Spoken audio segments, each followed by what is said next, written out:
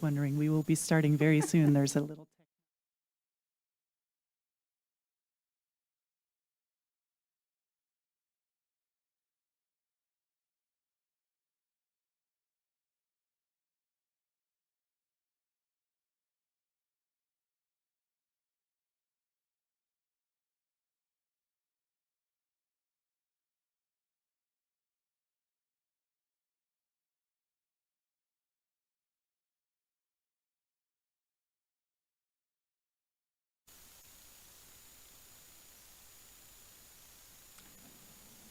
Good evening. The meeting of the Committee on and School Innovation of the Board of School Directors will please come to order. Will the Secretary please call the roll? Director Gokul Gandhi, Present. Director Leonard, Present. Director O'Halloran, Here. and Chair Seamson. Present. That's 4 present. We have a quorum. The Chair will now, and just acknowledging that we have President Herndon joining us this evening. Thank you. The Chair will now ask the Secretary to lead us in the Pledge of Allegiance. The Chair invites any members of the audience who wish to participate to do so and asks that those who do not wish to participate please remain silent during the pledge.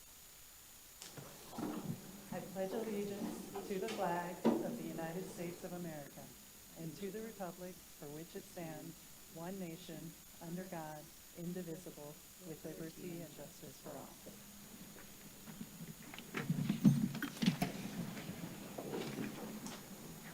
This meeting is being conducted from the Central Services Building. This meeting is also being broadcast via live stream on the MPS website and on the MPS YouTube stream, the links to which may be found on the MPS website on the broadcast page. Before we begin tonight's meeting, we have a short announcement regarding interpretation services for the Spanish-speaking members of our audience.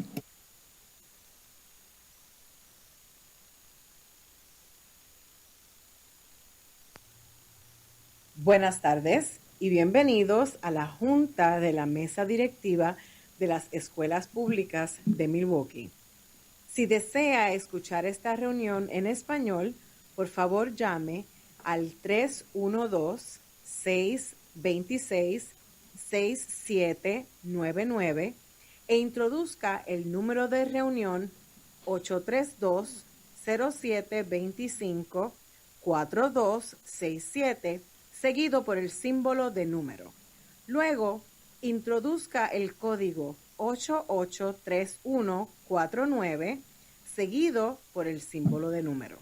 Nuevamente, para escuchar esta reunión en español, llame al 312-626-6799 e introduzca el número de reunión 832-0725-4267, seguido por el símbolo de número. Luego, introduzca el código 883149, seguido por el símbolo de número. Thank you. For each of our items of business, we will hold a public discussion and public hearing. If you wish to speak, please fill out a speaker slip and bring it to our secretary, Dr. Owen Moore. From what I understand, we have no virtual speakers registered for this evening. The committee will accept public comments on tonight's agenda items. Speakers may only address the item for which they have registered. Questions from the public may not be addressed during the public comment period. Following public comment, the committee will begin its discussion and no additional comments will be accepted. When you are called upon to speak, please state your name and spell your last name for the record. For the sake of fairness and to give everyone a chance to speak, the chair reserves the right to limit the length of time allowed to any one speaker. Written testimony will be accepted for transmittal to the board. Send this testimony to the Office of Board Governance, P.O. Box 2181, Milwaukee, Wisconsin, 53201-2181, or fax to 414-475-8071, or email it to governance@milwaukee.k12.wi.us. Just as a reminder, Robert's Rules of Order dictates that all comments, questions, and requests should be directed to the chair of the committee, who will determine the most efficient way to address them. For the safety of all and to ensure the good order of the meeting, harassment or intimidation tactics of any kind will not be tolerated. Anyone who engages in such harassing or intimidating words or actions will immediately be asked to cease. If such behavior continues, a recess will be called and the offending parties will be removed from the meeting. Anyone ejected from the meeting may continue to listen to the meeting or access the agenda items online. However, the individual will not be allowed to rejoin the meeting. Also, no one other than the members of the board, designated staff, and those who have been invited to present or participate in items of business will be allowed on stage before, during, or after meetings of the board and its committees. Finally, for our listening audience, if you wish to access this evening's agenda items and attachments online, you may do so by visiting the Meetings, Agendas, and Minutes page of the MPS website. Now let's begin. Madam Secretary, item number 1. Item 1 is report with possible action on the regional showcase, Central Region. This is an informational item, and although it has been noticed for possible action, no action is required. Would the administration please present this item? Good evening, Chair Simpson, members of the committee. Paulette Chambers, Chief of Staff, sitting in for Interim Superintendent Mr. Eduardo Galvan. This evening, we are excited to introduce to you our monthly regional showcase featuring the Central Region. I have with me Dr. Carletta Nolan, Regional Superintendent for the Central Region. This evening, Dr. Nolan will present this showcase accompanied by the 53rd Street School's principal, Mr. Casey McEvely, and 8th grade student, Jeremiah Atkins. We look forward to your feedback and any questions you may have following this presentation. Thank you. Dr. Nolan. Good evening, Chair Simpson, members of the committee. I am Dr. Carletta Nolan, the Regional Superintendent for the Central Region. I always look forward to the opportunity to share the great things that are happening in the Central Region, or the premier region, as we like to say, and I thank you for this opportunity. In the Central Region, we are a solid and talented team where we take the shared leadership approach. I'd like to acknowledge my team member, Dr. Jeremiah Holliday, the Central Region's Instructional Leadership Director, and who I am joined here with, the proud principal of 53rd Street School, Mr. Casey McEvely, and a student from 53rd Street School, Jeremiah Atkins. We would not be complete if we did not round out by sharing that we have 27 other schools, their leaders, students, staffs, and families that all help us make MPS proud and Central Region proud. As always, we are grounded in the district's priorities for success. And what you will see not only at 53rd Street School, but in all schools in the Central Region is evidence that we strive to achieve all of these priorities as we work towards increasing student achievement and building a strong school community both inside and outside of the school. As with the district's priorities for success, we align all of our instructional and leadership practices to ensure that the goals of the strategic plan are embedded in these practices. The district's strategic plan helps to guide us as we strive again for stronger, increasing student achievement and building strong school communities. Within the Central Region, there are 28 schools. We have K-5, K-8, academic specialties, and community schools. All of these schools have unique and exciting programs for all learners and all learning styles. As parents make their choice for a stellar school, we often encourage them to consider checking out one of the programs in the Central Region. Our region is made up of 7,401 students at the time of the printing of this presentation. With the 28 schools, we have 6.3% English language learners, 21.9% students with disabilities, and 83.9% are economically disadvantaged. As you can see on the slide, our region is made up of 79.6% of Black and African American students, 6.7% Hispanic, 5.2% Asian, 38% multiple, and 3.2% white, rounding it out with 0.3% American Indian or Alaska Native, and 0.1% Hawaiian, Native Hawaiian, or other Pacific Islander. I'm extremely happy to announce that we have seen an increase in our attendance over the past 3 years, rising from 89% to 90.9%. This may not seem like a lot, but it is a big deal to us because if you notice from years past, we've only made like just a small gain, but we're really moving. And I believe that with the supports that we put in place this year, really making sure that we are building welcoming communities. And we're also starting to look at how the systems that we use for actually taking attendance, what our policies are around that, and that everyone is adhering to that to ensure that we are capturing students as they enter our buildings each day. We have also decreased our suspension rates, again, from 15% in 22-23 down to 1.5% this year in 24-25. Again, we attribute that to our targeted check-in and check-out processes, building strong communities in our school, the second step, our PBIS programming, and engaging learners in our community, in our school communities. This year, the Central Region continues to focus on literacy. This slide shows our plan for improvement in literacy instruction over the course of this school year. Last year, we spent a great deal of time with Central Reads. We spent time supporting teachers and leaders in setting a strong foundation for literacy. This will continue this year as we work with school communities to focus on the science of reading by setting the conditions for strong literacy instruction as outlined in the LETTERS training. We will be utilizing the Universal Literacy Instruction rubrics to help guide this work. In each of the cycles for the improvement plan are grounded in professional development and coaching.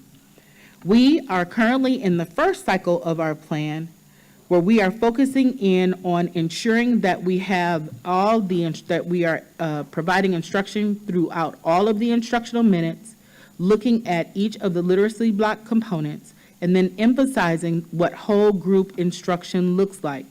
Taking everything in small pieces, what does the first 20 minutes of instruction look like? We will continue on with cycle 2 for setting up the conditions for small group instruction, and then ensuring that we are differentiating within those small groups. As we close out the school year, we will make sure that there is a compilation of everything from cycle 1 and cycle 2, and as we get to cycle 3, that's where we'll really hit it hard with looking at the rigor of what's happening in both whole and small group, and ensuring that everyone has a progress monitoring system in place to assess the effectiveness of the instruction in whole and small group instruction. We have not forgotten about how we will monitor our plan and what the metrics will be to determine whether or not we are making the gains. Currently, we have at the end of last school year, we had a proficiency rate according to STAR of 9.6%. We have an ambitious goal, but I am sure with the targeted support that we are putting in place that we will meet our goal of rising that proficiency rate to 25%.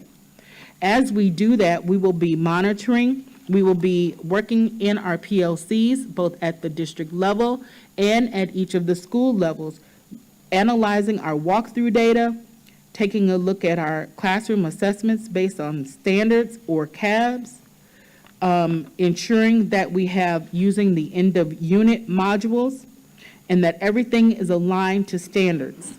There will be strong coaching for both principals and teachers. We will host data chats with students and teachers, and then each of our professional learnings that we have put into place to ensure that there is a strong foundation, as I said before, that each of these cycles is grounded in professional learning and coaching.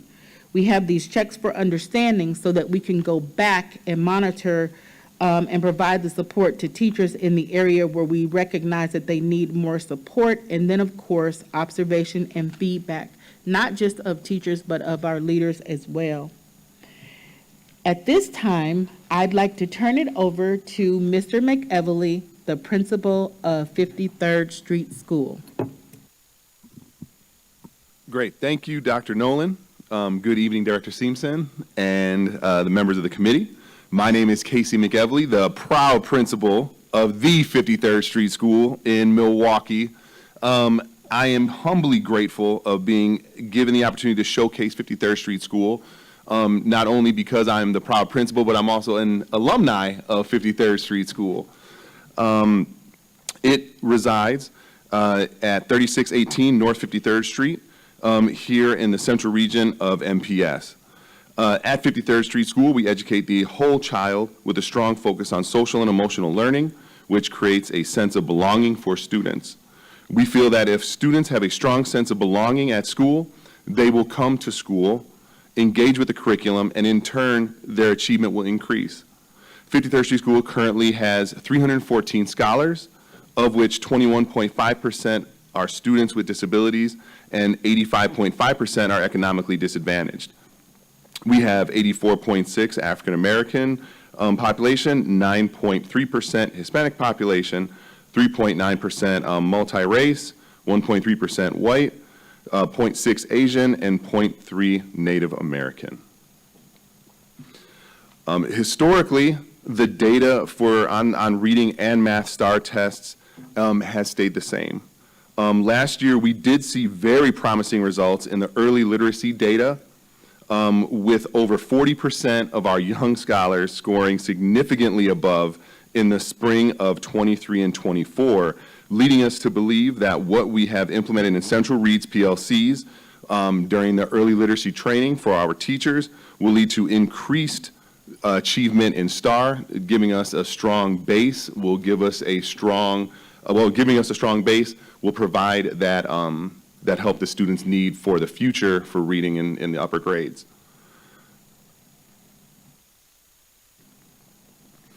Perfect. The data is reinforced by 53rd Street School's School Improvement Plan.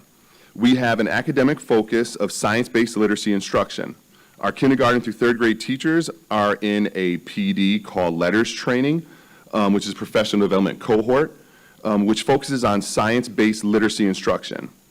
This focus goes hand in hand with explicit instruction and engaging students in the curriculum. The staff focuses on student-centered, standards-based differentiation and scaffolded instruction to meet individual students' needs through small group informed by classroom and assessment data. The culture and climate portion of the school improvement plan focuses on creating an environment where students feel a sense of belonging at 53rd Street School. Specifically, teachers will use morning meetings to build relationships and create a community of learners within their classrooms. We've been part of the Resilience in School Environments grant since 23-24 school year. Our focus last year was building relationships in classrooms and amongst staff. The teaching staff was trained in multiple ways to build and solidify relationships.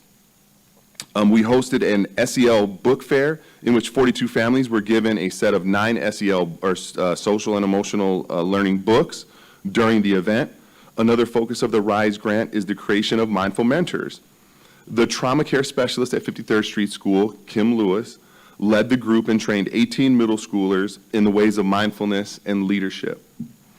2 staff members were trained in ropes and the RAP and MAP techniques, which both programs have been scientifically shown to increase the students' progress monitoring measures, indicating that programs support their individual SEL needs.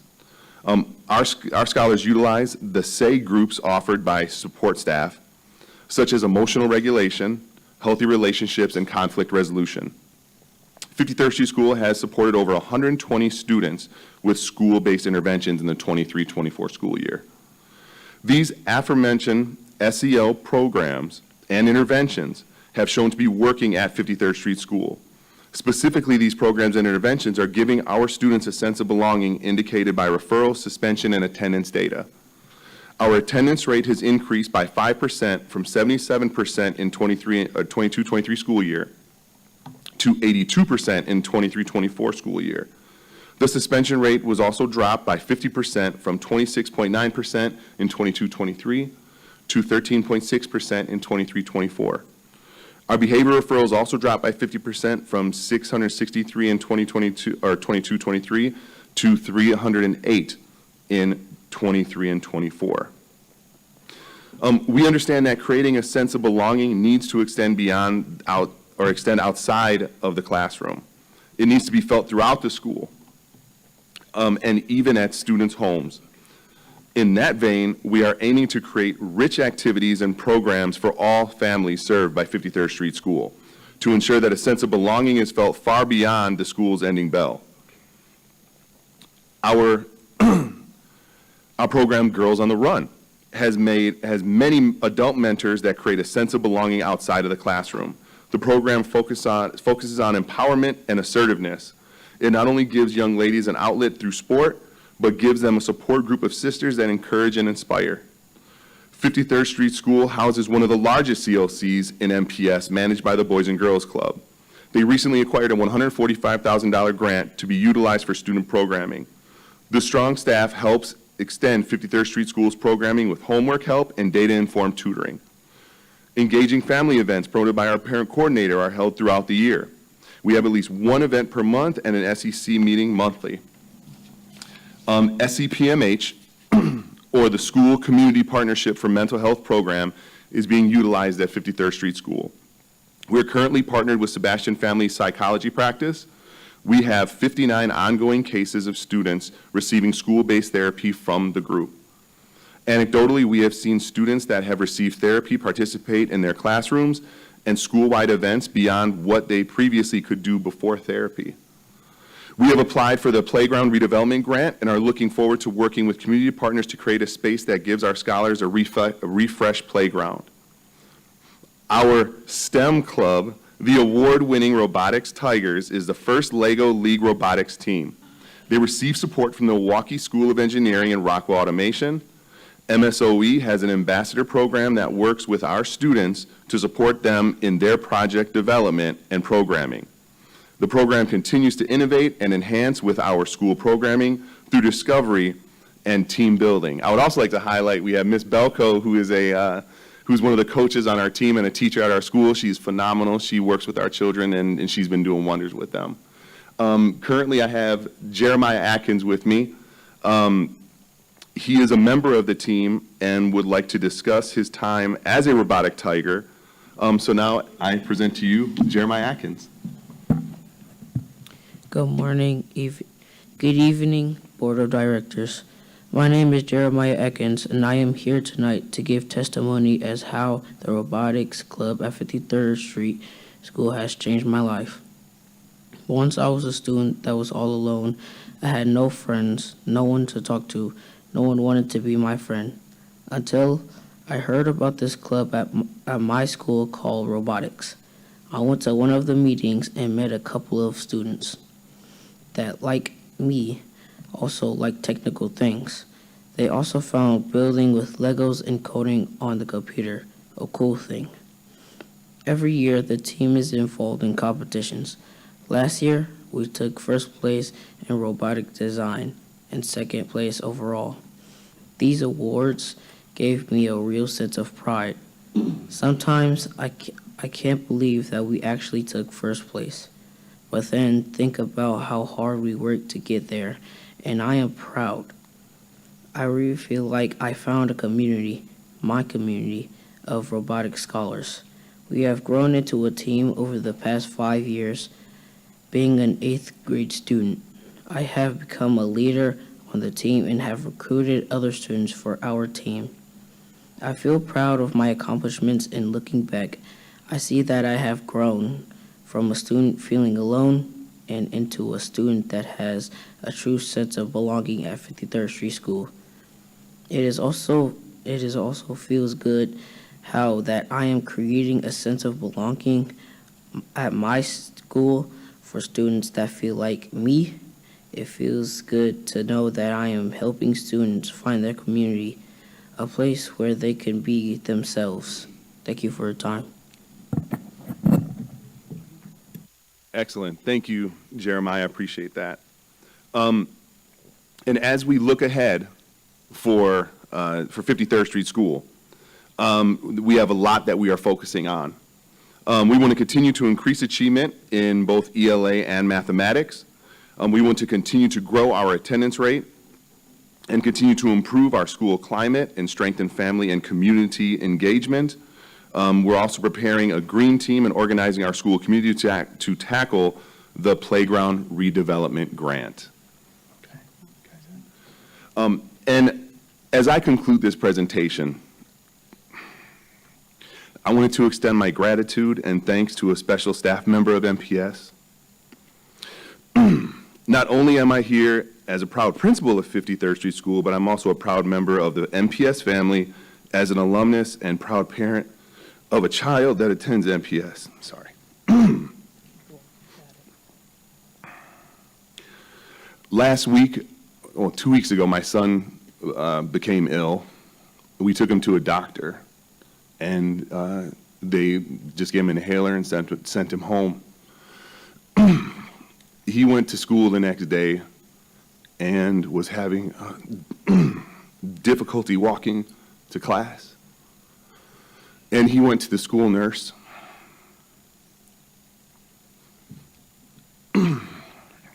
She called my wife and told her that we should take him to another doctor. That nurse's name is Jen Borsch. If we did not take him to the doctor, he would not be here.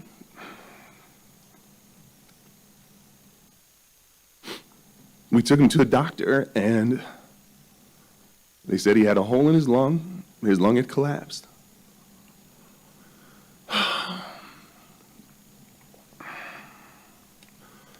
And we got to get him to the ER right away.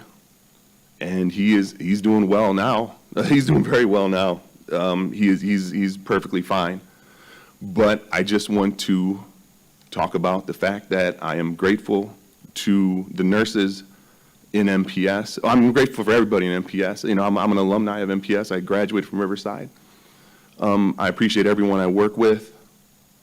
And especially I appreciate this nurse for taking the time out to talk to my child and really to figure out what's going on with him. Because, and you know, being a father, I don't want to lose him. Thank you. Thank you. Sorry about that. That is, Thank you, Mr. McEvely, for that presentation about 53rd Street School. And thank you so much, Jeremiah, for your presentation.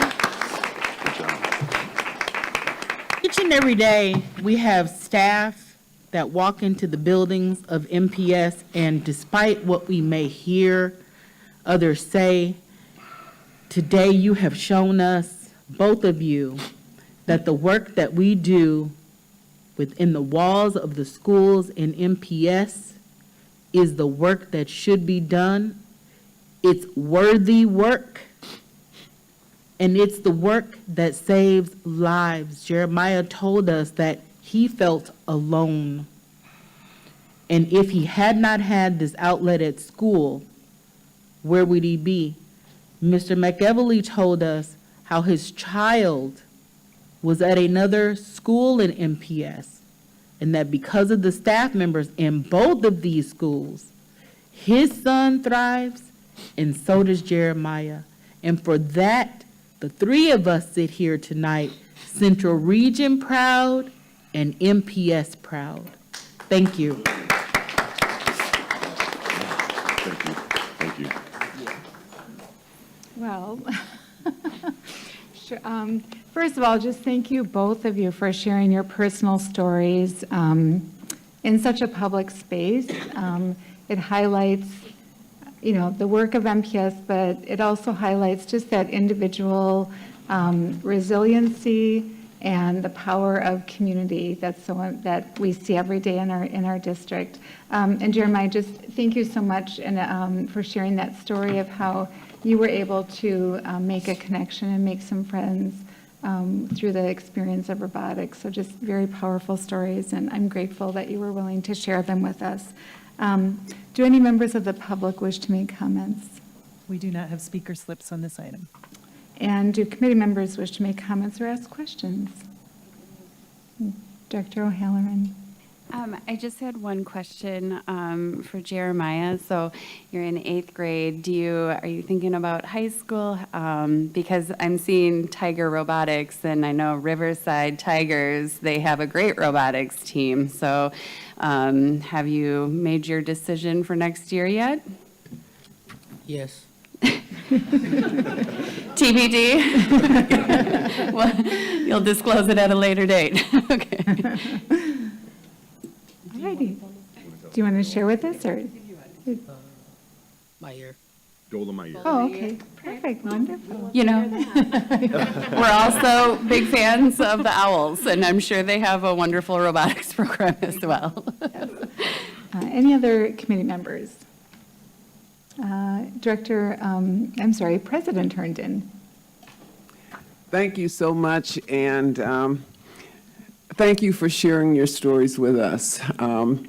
Mr. McElvey, you almost brought me to tears, because what it took me back to was how hard we worked for our referendum funding and prioritized putting nurses in the schools. And as we work, I think I speak for all of us when I say that we always have our children as a priority, and nurses in the buildings is one of them. So I appreciate that, and Jeremiah, congratulations. Thank you, and I'm sure you'll do great things. Riverside does exceptionally well with the engineering program, but Golda, I'm sure, does as well too. And good luck, because I'm a techie and I love tech. Take care. Thank you. All right. Yep. Director Leonard. Sorry. It's okay, no problem.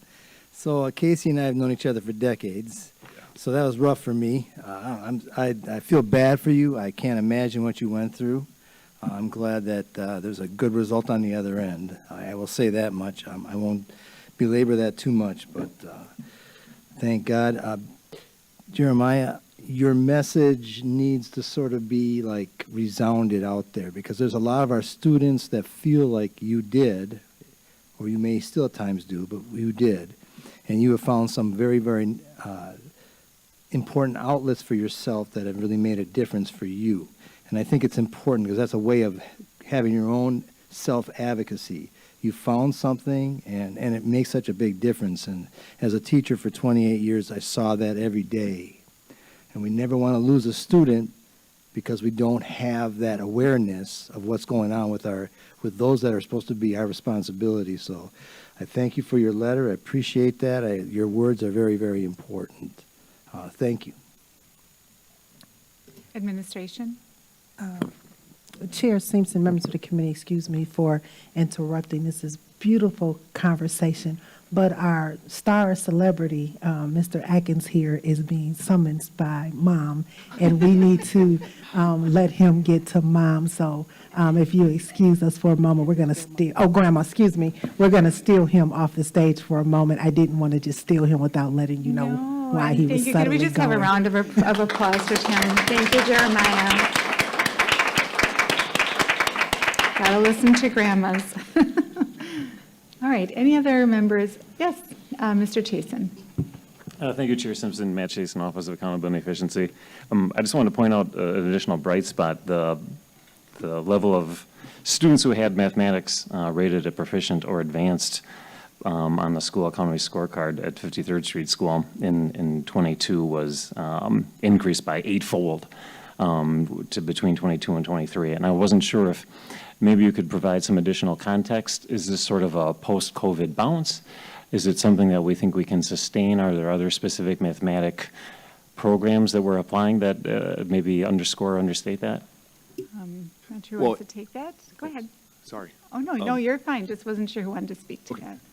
Yes, Director Simpson and. Mr. Chasen? Mr. Chasen. All right. Yeah, I attribute it to the Central Reads PLCs that teachers were in, definitely giving them the capacity to understand how to handle the data, utilize that data, and then fill those gaps that some students may have in small group teacher-led, standards-based instruction.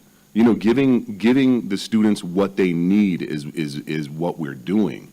And I 100%, I'm not just going to sustain it, I'm going to break it.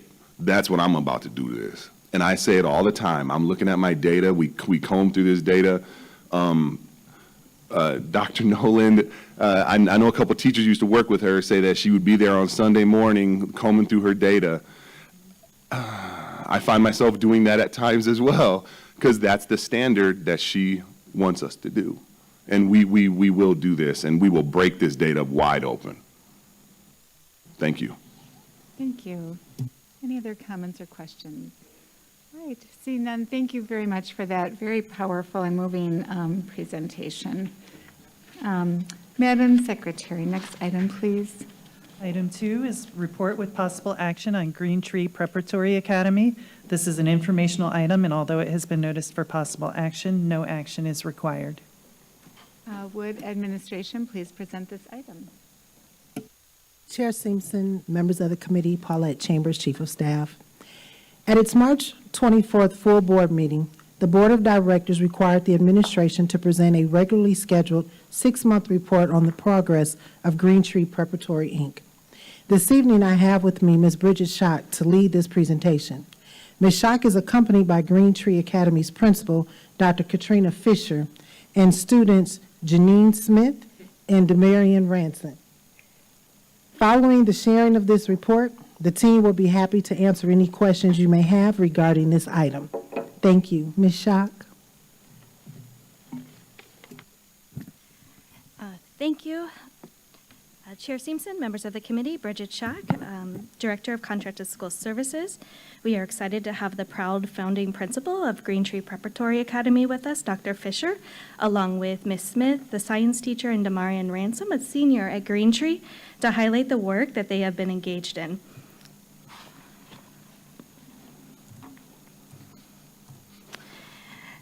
As always, we start with the 5 priorities for success, which is embedded within all our work, but today we're going to lift the increasing academic achievement and accountability and improving district and school culture.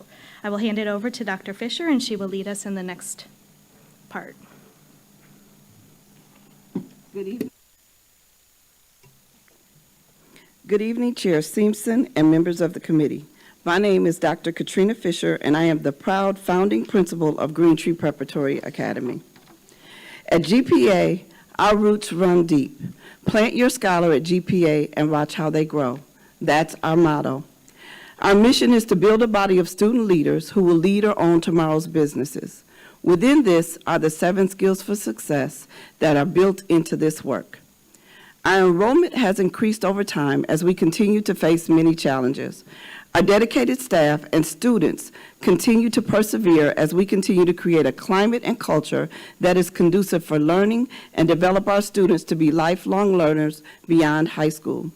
We are excited to share that in 2023, we graduated our first class of seniors with 9 graduates. In 2024, we graduated 16 students, and we anticipate there will double the number graduates this year. With the increase in graduates, we have also increased in the amount of scholarships students have received for college. This year, we have added the National Honor Society and are excited to offer more student-initiated clubs. We are looking forward to our first homecoming dance this fall. We feel like that out-of-school activities add to our overall positive school experience. Our families are the pillar of this work, and we are proud that there has been an increase in family engagement so far this year and had our record number of families attend our open house this fall. Next week, we will host parent-teacher conferences. Green Tree is excited to continue our work with a focus on the 3 academies. Katherine Johnson Academy of College Preparation, where we have added 2 advanced placement classes this year. Charles Drew Academy of Science, Technology, Engineering, and Mathematics, where students participate in science fair. And Michelle Obama Academy of Leadership, Business Law, and Social Justice. We have added business law classes this year and added a law club that includes advisory support from local judges and attorneys who will work with our students. We continue to increase the number of students who participate in M-Cubed and take dual enrollment courses. Our students participate in a variety of internships through Lead to Change. Students are exposed to various entrepreneurs as well that speak to our students weekly. Our middle school students develop a portfolio aligned to the 7 Skills for Success. They are exposed to all the high school academies through various courses offered. It is important for students to experience a variety of world languages to develop cultural competency. We also offer STEM programming, coding, chess, and various clubs and extracurricular activities to our middle school students. At Green Tree, we utilize Understanding by Design to develop lesson plans. The curriculum that we use is district adopted, and each year we continue to add more course options for our students. One example is increasing high school class options for credit attainment for our middle school students who are ready to engage in more challenging work. Advisory continues to be a focus. We are developing ways to improve the culture and climate. We recognize that this is an area we are challenged with and continue to find ways of improving through student and staff discussion. During advisory, students work on academic and career planning through Zello. We use Circle Forward as a guide to implementing Restorative Circle during this time. Circle Forward provides a framework for conducting restorative circles for students and staff, setting norms, introducing the talking piece, and discussion prompts. 7 Skills for Success are embedded in all this work and includes the following: creativity, critical thinking, collaborative problem solving, cultural competency, ethical decision-making, effective written and oral communication, and leadership. We are collaborating with Alverno in developing rubrics as a way to assess the 7 Skills for Success through classroom assessments based on standards and student portfolios. The work we do is because of our students. We welcome Damarion Ransom with us tonight to provide testimony on the growth that he has experienced at Green Tree. Damarion is a senior and started with us as a freshman. He has over a 3.8 grade point average and is actively involved in the Superintendent's Advisory Council and the Student Disciplinary Committee for GPA. He participated in Lead to Change and received an internship through this program. He is currently participating in the MQ program.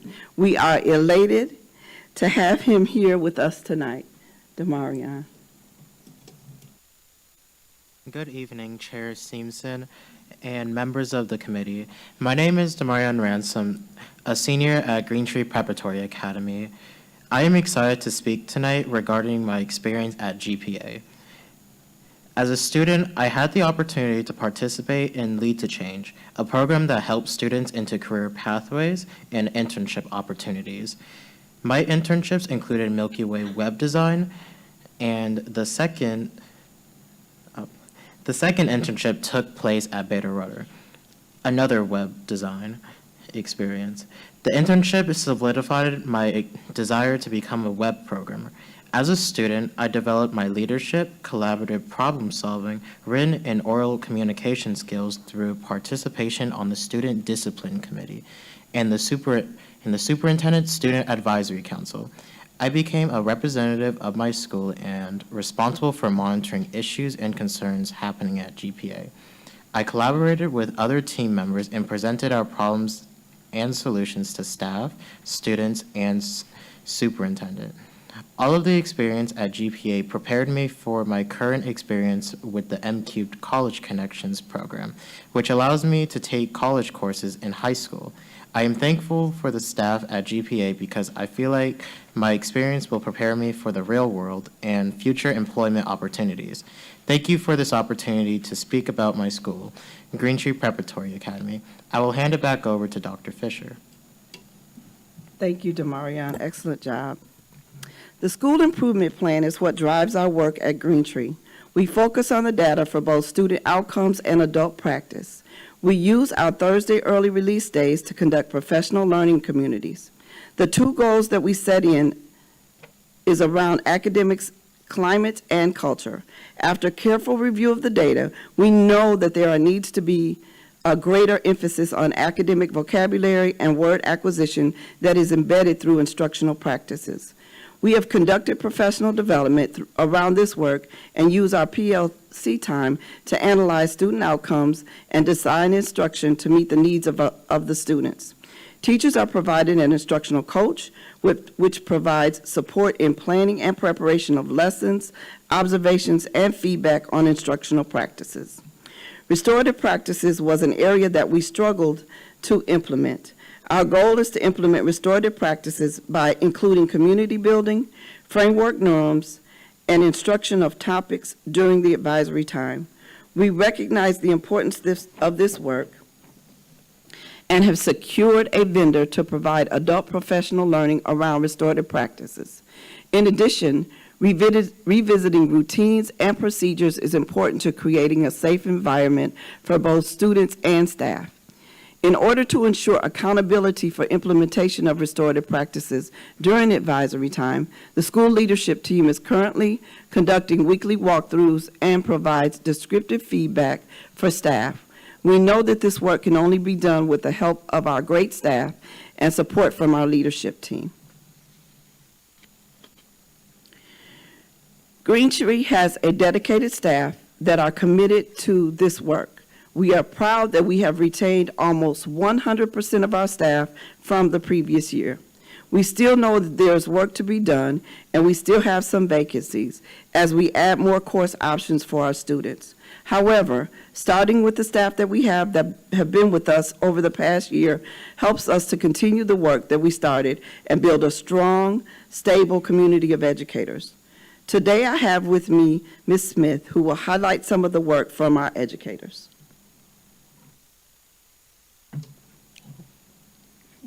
Good evening, Chair Simpson and members of the committee.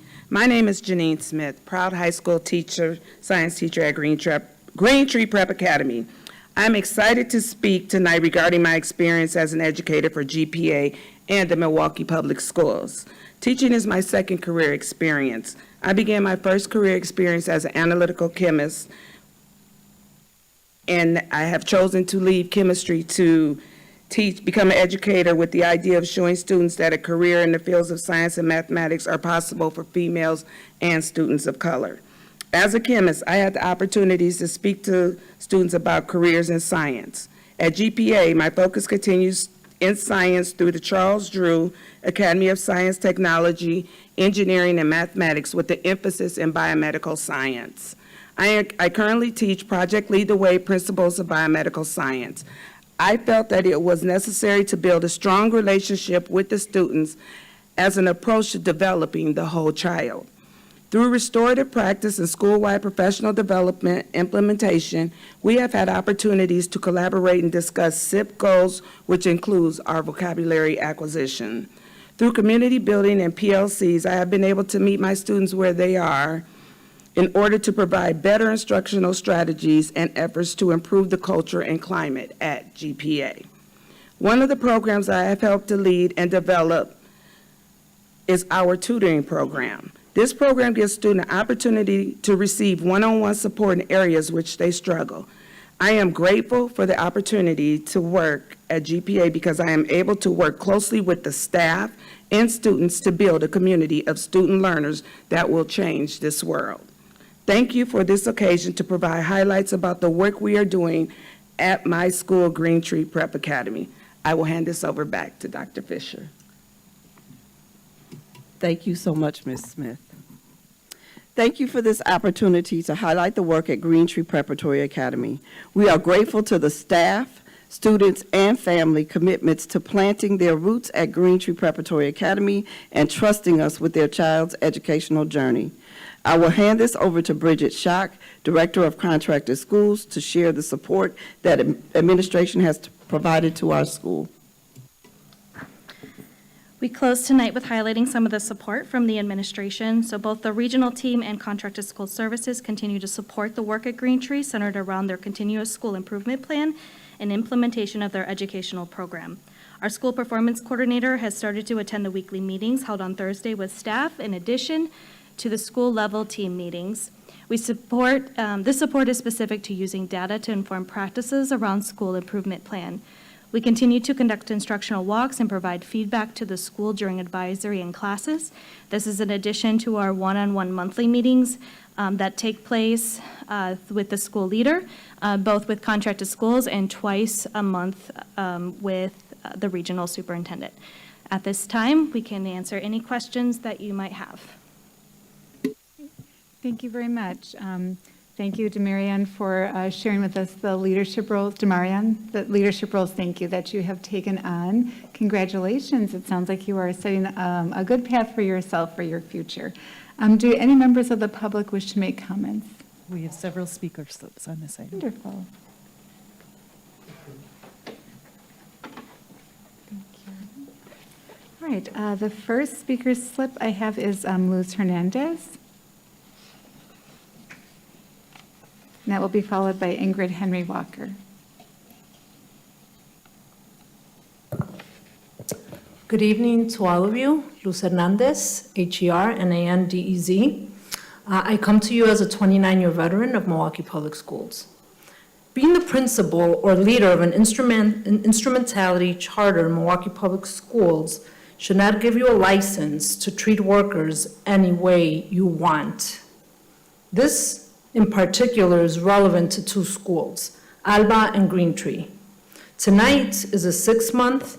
Ms. Hernandez, I'm going to be careful to remind you not to talk directly about personnel issues on the board floor. They just have to be, you could talk to the topics, but be cautious about personnel. Okay, thank you. Okay, so tonight is the 6-month check for Green Tree, and I will hold the board to do the same for Alba.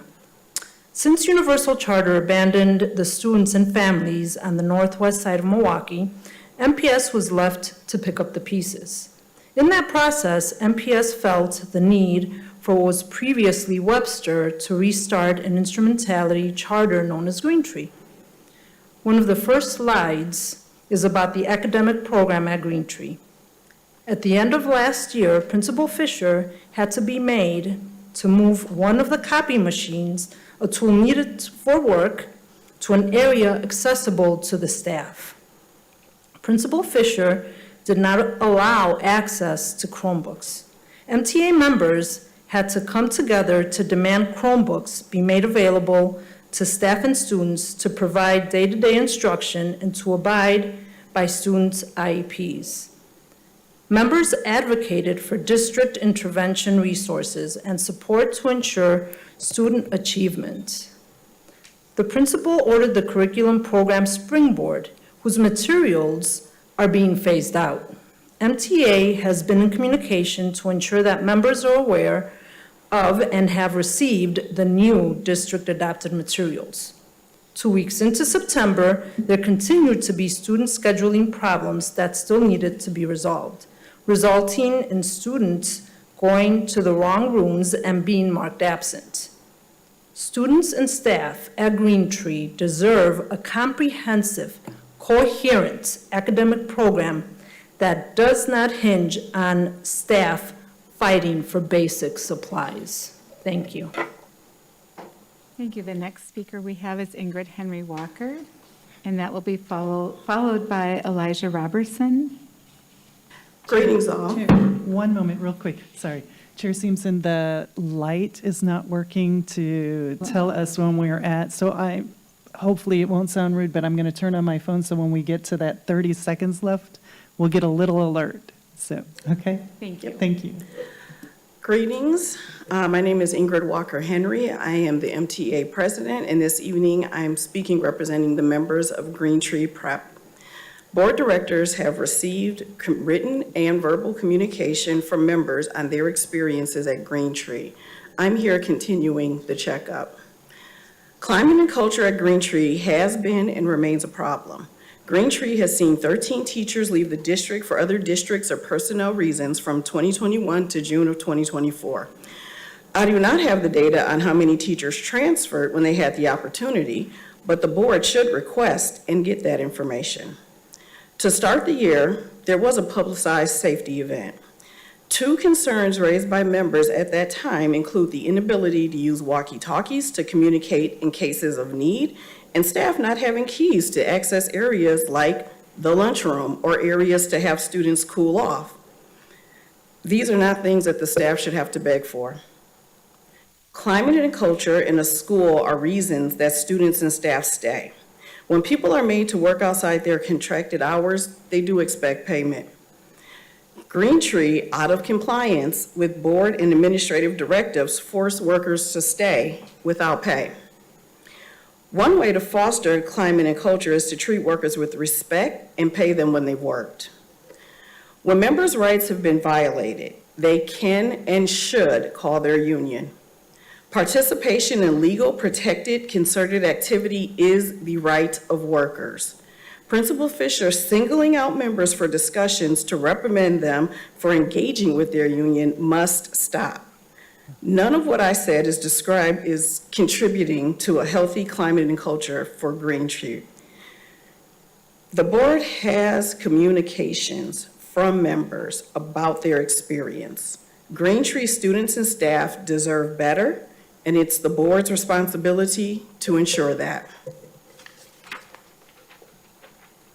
Thank you. Our next speaker is Elijah Robertson. And that will be followed by Amy Mizialko.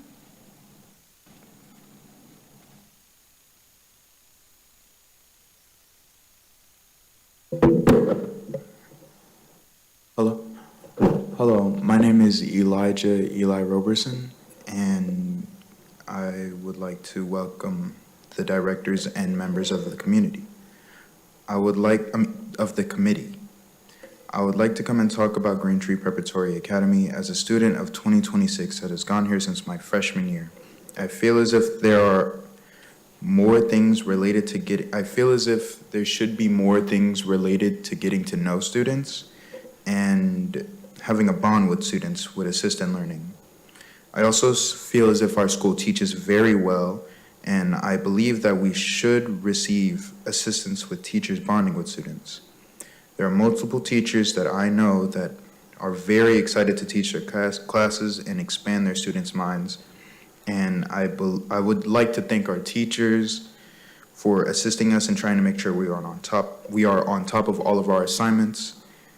And I would also like to thank the staff for trying their best to teach students, whether it be life lessons or classwork.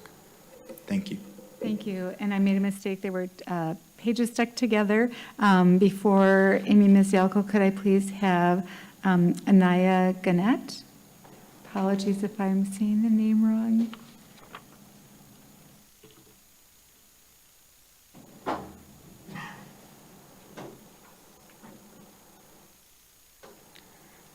Hi. Hi, my name is Ayana Jeanette. I have been a student at Green Tree since 7th grade. My experience at Green Tree has been positive. Green Tree has given me opportunities to grow and develop, like the Lead to Change program, M-Cubed, and also the new AP classes. I enjoy coming to school because I know that the teachers care about me and all the other students. I am able to do things in Green Tree to prepare for my future, like practicing my public speaking when I do morning announcements and give my own ideas when I'm in a student council meeting. Thank you for your time. Thank you.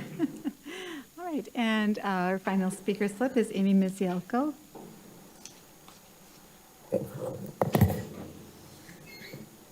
Amy Mizialko, M-I-Z-I-A-L-K-O, Chair Simpson, President Herndon. Chief Chambers, I'm speaking here on behalf of MTEA staff at Green Tree, and I'm asking for your help. I'm looking at the slide titled Building a School Community that lists the 21-22 school year staff retention rate. And I'm looking at the January 2024 to September 24 staff retention rate at 98%. Our students thrive and are best served when they attend schools where staff mobility is very low. Work culture and morale is a primary feeder into staff retention rates. There is a growing list of staff who work at Green Tree who can't seem to get paid for work that they have completed. Work that they completed last spring when they were forced to stay past their workday. This is an issue that's been going on for years with this principal, that somehow administration can't get a handle around and keep a handle around. Additionally, we have a staff who happily worked opening school activities, freshman bridge activities, and they have not been paid. MTA is asking for your help tonight to get a date certain when every single Green Tree staff member who has been waiting to be paid, some for months. We are looking for the help of everyone on this committee and from Chief Chambers sitting in for Interim Superintendent Galvan tonight. Thank you.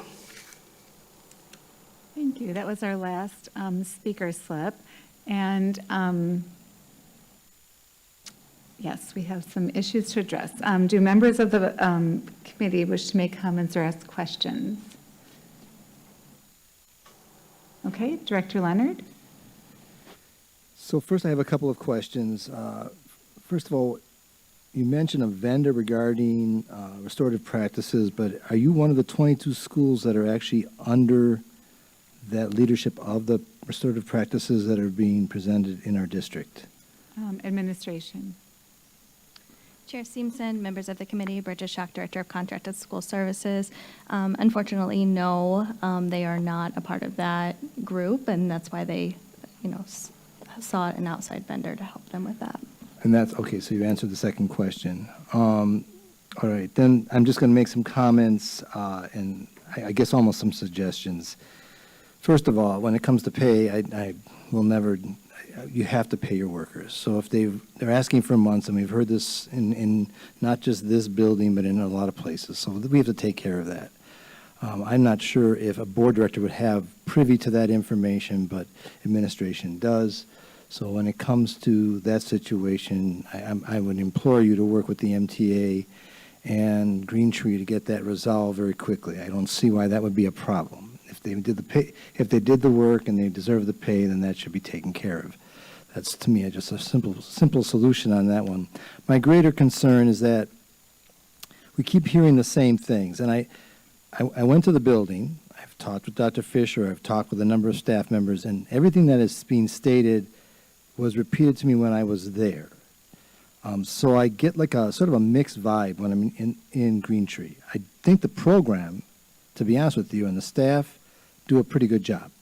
A lot of the students that I talk to like the school. They're getting something from the school.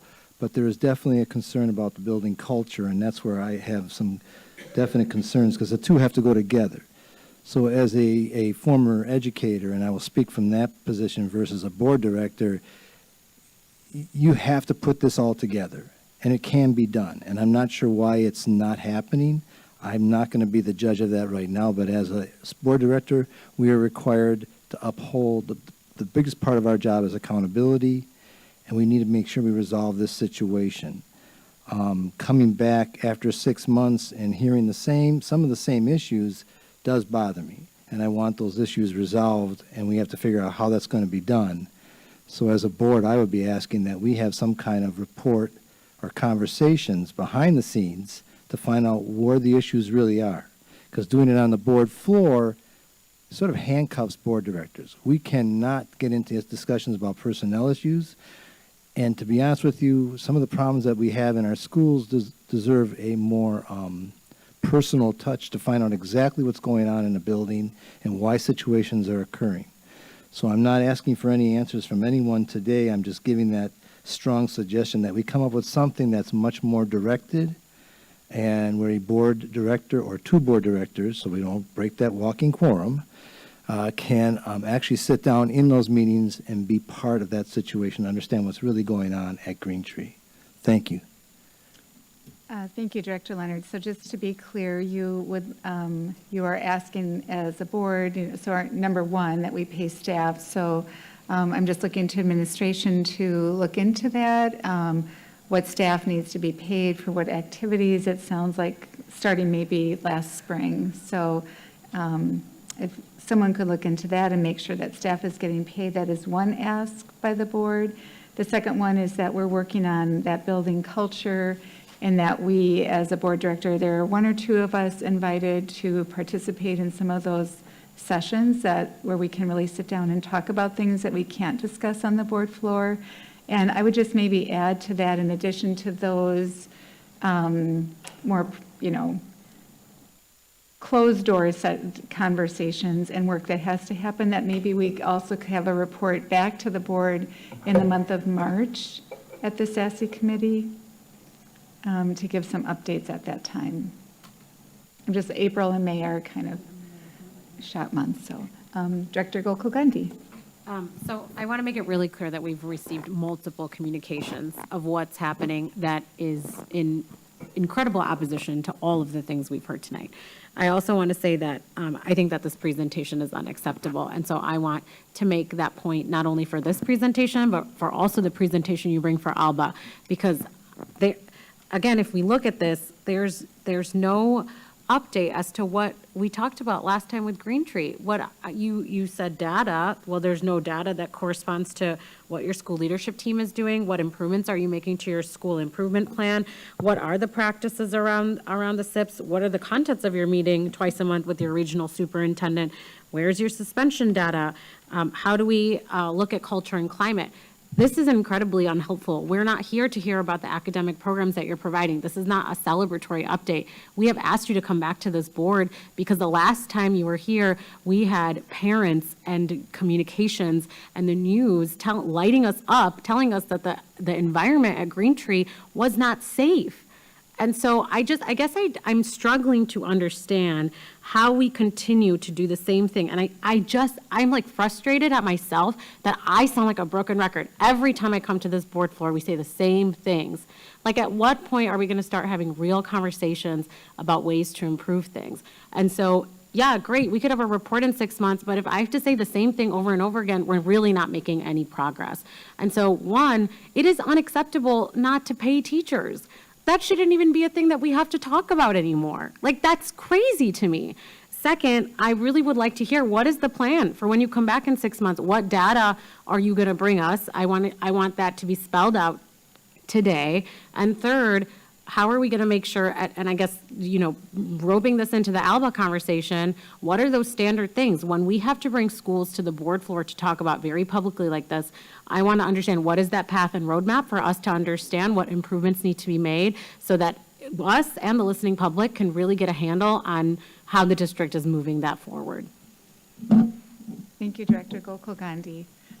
So I don't know if we can, at the moment, if you can come up with some data points that maybe we can expect to see at the March meeting, or if that's information that you need, some time to think about, and you can send at least this committee that list of data points that we would expect to see at the March meeting. Chair Simpson, members of the committee, Bridget Schock, Director of Contracted School Services. understand the data point. Right now it's October, and all of the data that we could share is embargoed. So we are happy to bring back their pupil academic achievement report that is aligned to their contract measures, and we'd be happy to bring that back in March to share a report of how they're doing, along with some other data that would be a quick snapshot. So yes, we understand that. We tried to incorporate the data that we could. We can provide the attendance rate. Right now, they're sitting at about a 76% attendance rate. The climate and culture, we do understand needs improvement. That's why there's some behaviors that are not tolerated, and we're following the school policy that we do in the district for handling those that were high profile, that we're working through. Yep, Director Gokul-Gandhi. And I guess that would have been nice to hear in the report, right? What are the steps we're taking? And secondly, I get that some of this data is embargoed, but I do think then from a district level, we also need to be thinking about what are those climate and culture touch points that we're going to have outside of embargoed data. Do we need to be doing, where I work, we have engagement surveys quarterly engagement surveys to understand what's the temperature of the room, how are people feeling, where do we have opportunities to support or not support. So again, I think we need to be thinking from a systems level, what are those touch points that we are and aren't putting in place? And if we need to think of something new, then we need to think of something new. So I think administration has something that they'd like to comment on. Administration? Yeah, Chair Simpson, members of the committee, Bridget Schock, Director of Contracted School Service. So those monthly one-on-ones that we have with the principal, it talks about office discipline referrals. It talks about what you're doing around suspensions. What are you doing around those classroom behaviors? What kind of supports are you implementing? There's instructional walks that we do. We're looking at data and we're monitoring that progress. We're working with the principal. There's coaching conversations. We're looking at systems. What are some different things that we can do operationally? We're looking at progress monitoring data, and that happens on a monthly basis. Dr. Gokul-Gandhi. And that would have been really great to have in a report with, here are the amount of times we had those conversations, here's the percentage of staff that we have sat down and talked to, so again, can we think about what we're presenting and how we're presenting it and how it could be useful in advancing a conversation that this is now the second time we're having. So that would be my request. Thank you, Director Gokul-Gandhi. Director Herndon, or President Herndon? Thank you very much. I, too, have been quite concerned about the most recent information that we've received. I also feel that, and I'm not on this committee, but I also feel that in terms of the climate and culture, that should be corrected ASAP like yesterday. I think that 6 months is too much to wait for such a report. Thank you. Sure. Any suggestions from committee members on when you would like to hear back from? Go ahead, Director Gokul-Gandhi. I mean, I think anything less, unfortunately, I don't think climate and culture can be corrected overnight, right? That's like moving a gargantuan ship. And so I'm curious to hear, maybe at 6 months you come back and you tell us, here are the things that we've put in place, or here are the touch points, the cornerstones, and the different way we're thinking about our systems.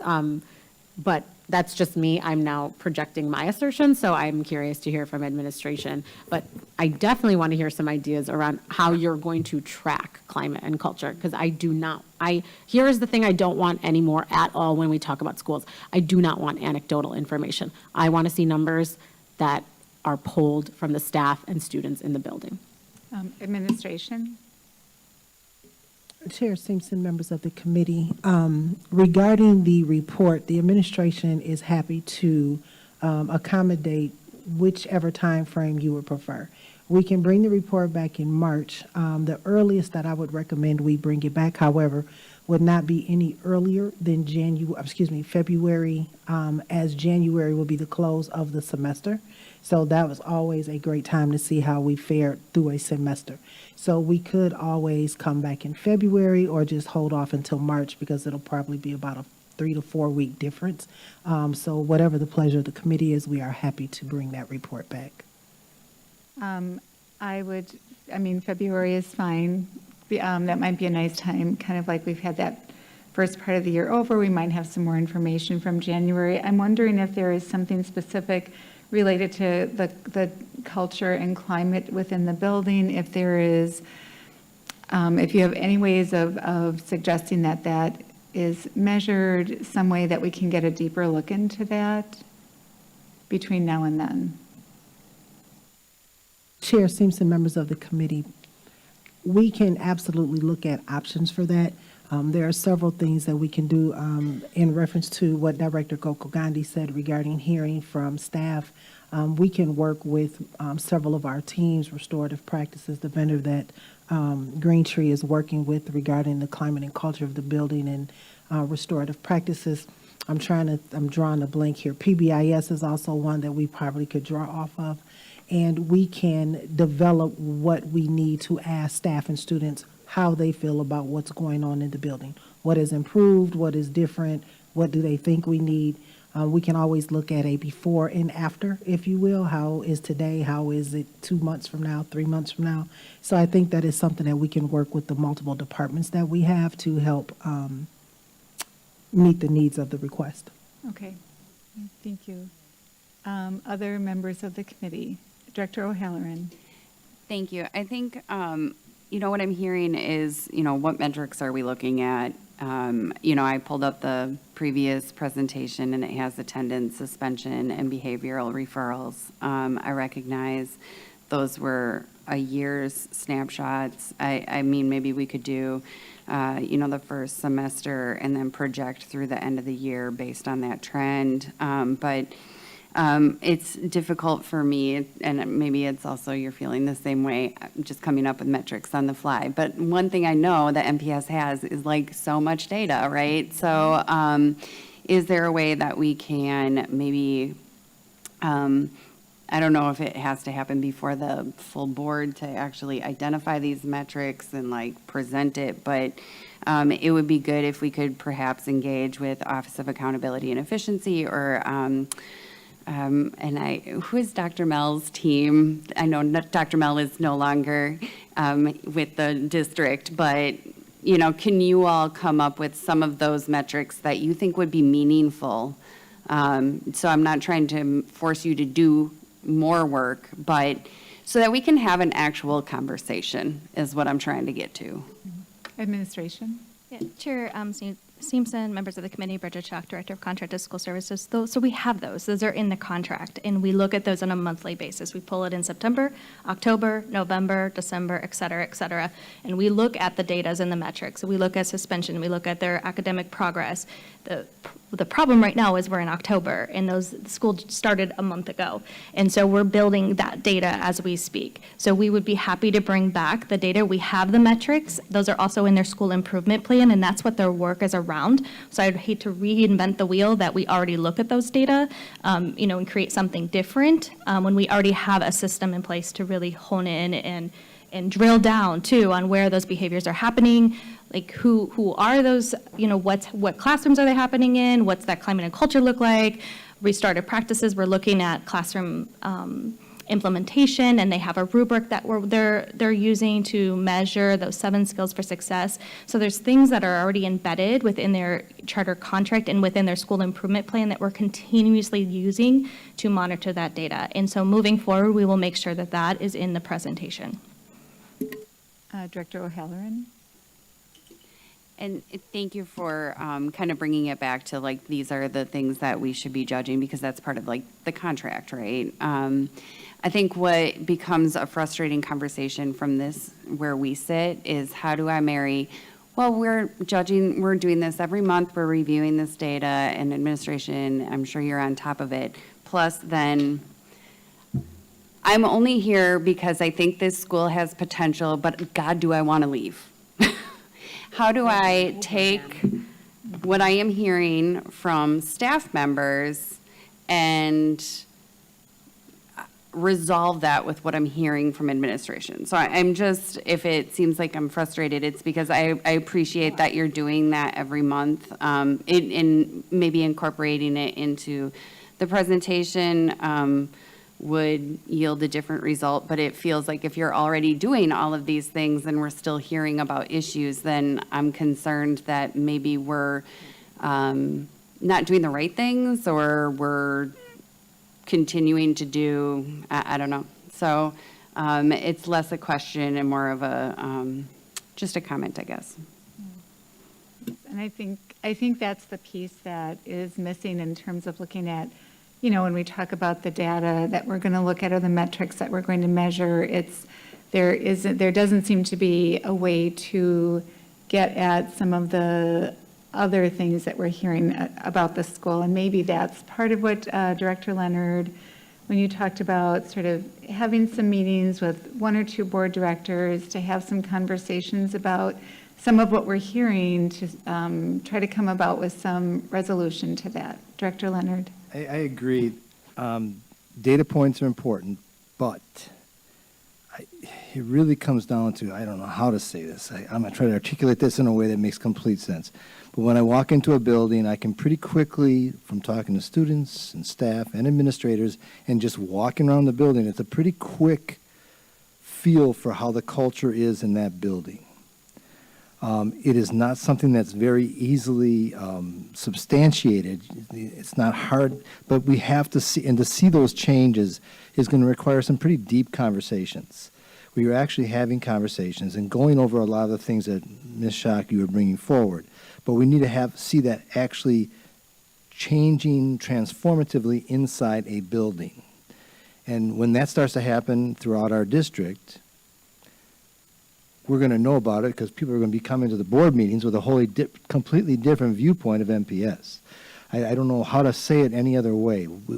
To make these things really change, we're going to have to make some very tough decisions and make some tough choices and start moving forward in such a way that we see literal cultural change in our buildings. And when that starts to happen, staff members start to become more satisfied, more parents. And I really think part of what this conversation would work well with is when we start to talk to parents and find out where they're coming from Green Tree in particular in this situation.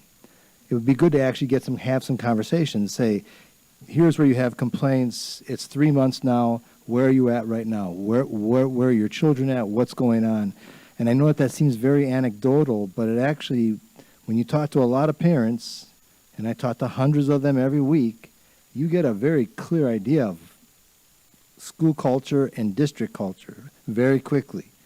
And it's a challenge, I'll say, but it does happen. I hope I'm making myself clear. I hope I am. Yep, Director Gokul Gandhi. And I get it, right? Like, again, we continue, and I stand behind this. We put a 90x cents of our dollar in our schools because we fundamentally believe that to be true. And we're in an environment where we aren't getting the dollars necessary to even sustain the operations. And so we're asking central office staff to do more with less and less and less every year. But this is where I think we too, internally at central office, can start to do some plan, do, check, and act on, well, what is the most important things for our folks here to be doing, right? That to Director Leonard's point, like, that's a systems level check of like, what needs to stop? Are there things that our folks can stop doing and start really prioritizing? And that comes from like the strategic and central planning that happens here on how we can implement some standard practices across the board that allow us to get a hold on, there are some pretty like ubiquitous things that we can put in buildings that we know, right? Having like community school leadership councils with like little c, not necessarily community school, or making sure that we're doing our climate and culture checks. I know the YRBS survey only gets administered like once every couple of years, but I really believe that there are some checks along the way that we need to institutionalize that we don't necessarily have in place here. And I say that in the context of understanding that you're all probably fried at the brain, but then how do we know, like, how do we start to evaluate what work do we need to prioritize and make sure that it gets done instead of running around a little bit frazzled? Agreed. All right. Any other comments? Director Herndon. I'll still say that culture and climate should be primary, because if the culture and the climate is such that the students don't feel comfortable and loved, and the staff doesn't feel that way, then the other work and statistics that we're speaking of here that we're going to check in a number of months is almost worthless. I think based upon the documents that I've read that, again, I feel the house is on fire in terms of what needs to be done to accommodate our children in that school and escalate the learning and the attendance, but the environment and the behavior is extremely problematic for me. And I also think, as I stated, that it's also most important out of the overall scheme of things to calm it down, settle it out, and get busy on achieving those statistics that are so important in the end. But I can't say it enough. We've got to get control there. I don't want to see it on TV. It should not be. And we need to do something about it sooner rather than later. Thank you. All right, so just, I'm going to ask administration or just kind of review. So I think we've agreed on coming back in the month of February and having an update presented to SASI with some additional metrics shared with us that allow us to have deeper insight into the building, what's happening with the students and staff. Not sure how we're going to get that staff perspective on things. And in addition, then, also setting up some opportunities for 1 or 2 board directors. I would suggest 2 to be invited to have some conversations with staff who are actually working there and students. And then just going back to the idea of pay, that somebody is looking into paying staff and looking and resolving whatever needs to be resolved so that staff gets paid for whatever they did that should allow them to get, to get a paycheck. So whatever hours they work that were above and beyond to make sure that happens.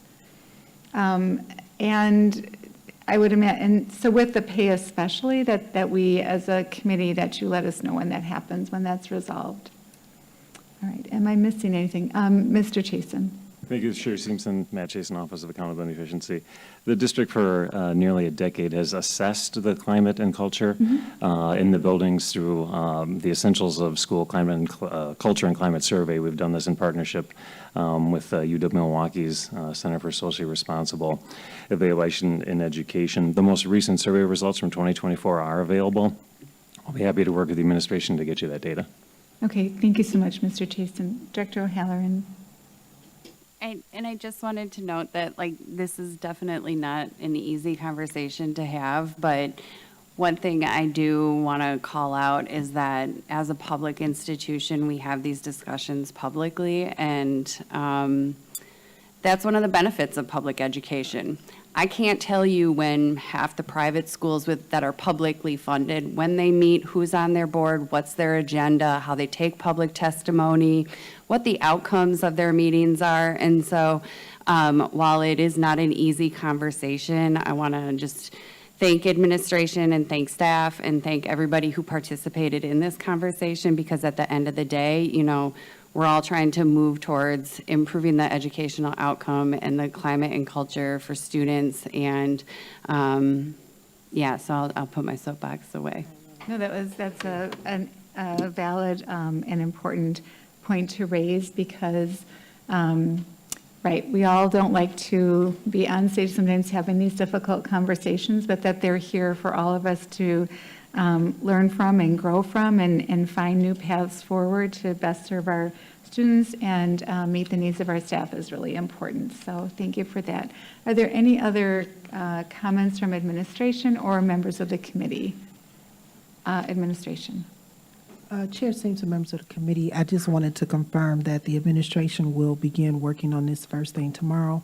Regarding the meeting with directors and staff and so on, I will reach out to OBG to determine what board members we should invite and work with Bridget Schock to make sure that we get that together. And regarding the timeline, the metrics, and the pay issue, we will begin on that tomorrow. All right. Thank you very much. Thank you. Appreciate it. Quick question, would you like to make this a motion, or would you? If there is a motion, so a motion to bring this back to committee in the month of February? Yes, I noted what you said in last, come back in February with a report that includes deeper metrics and hold meetings with 1 to 2 board members to discuss issues and direct administration to resolve pay issues with urgency. Yes. Do I need to pass the gavel to do that? I don't know. Either you could pass the gavel or someone else could make the motion. Would someone like to make the motion? Looks like Director O'Halloran is ready. You can say so moved, too. Oh, so moved. There you go. Perfect. Thanks, Dr. Tuna. Would Madam Secretary please call the roll on that motion? On Director O'Halloran's motion to come back in February with a report that includes deeper metrics and hold meetings with 1 to 2 board members to discuss issues and direct administration to resolve pay issues with urgency. Director Gokul-Gandhi. Aye. Director Leonard. Aye. Director O'Halloran. Aye. Chair Seamson. Aye. That's 4 ayes, the motion passes. Thank you very much. Thank you again, administration, for working on all of that. And Madam Secretary, next item, please. Item 3 is report with possible action regarding art education. This is an informational item, and although it has been noticed for possible action, no action is required. A little bit of a change in the guard here. Would administration please present this item? Chair Simpson, members of the committee, Paulette Chambers, Chief of Staff. This evening, we bring to you an update on our art education presented by Dr. Deborah Bowling. Following the presentation, we will be more than happy to answer any questions that you may have regarding this item. I am going to take a pause. She's ready. All right, I will turn you over to Dr. Bowling. Good evening, Chair Simpson, members of the committee, Dr. Deborah Bowling, Fine Arts Manager. Tonight, we are here to present the updates for both visual art and music. So for visual art, we continue to focus on the 5 priorities for success, particularly increasing academic achievement and accountability, and ensuring transparency in arts services. The arts connect to multiple standards of care. The arts are a way to build community and positive school culture. The visual arts team is particularly focused on grade-level instruction, the use of district-adopted materials, and student voice and choice. I'd like to give an update on the visual art staffing. The numbers on the slide are from September 24th. However, there are just 1 or 2 updates. However, these numbers do not reflect any increases or decreases from the third Friday adjustments. As of today, there are 21 schools that have visual art vacancies. So we have 133 art teachers in 142 schools. 14 total FTEs account for those vacancies across the 21 schools. Many of those schools are not full-time, so those are all added up to 14 total FTEs. So far, we have 11 schools that are using Arts at Large from the RFP that has been accepted a couple years ago. 4 schools are using contracted services from T-Bay. 3 schools are using limited-term employees or art-specific substitute teachers. And 3 schools are currently working on contracting services with either one of those 2 vendors. Last year, the board requested that principals complete a survey with a series of specific questions. This year, we worked with Mr. Michael Harris to collect this data. As you can see, there was a total of 72 responses. The first question involves, does your art teacher have a dedicated classroom? 95.8% report that there is a dedicated art classroom. And if they do not, they are currently sharing it potentially with a music teacher.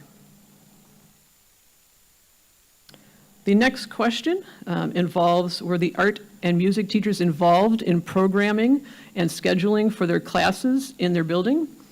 As you can see, 76.4% of respondents said that yes, specialists were included in the process and the creation of the schedule. 23.6% report that they did not. The next question is answers in regards to minutes of instruction for visual art. 76.4% report that they are meeting the required minutes of instruction for art. And you can see there are a variety of other selections.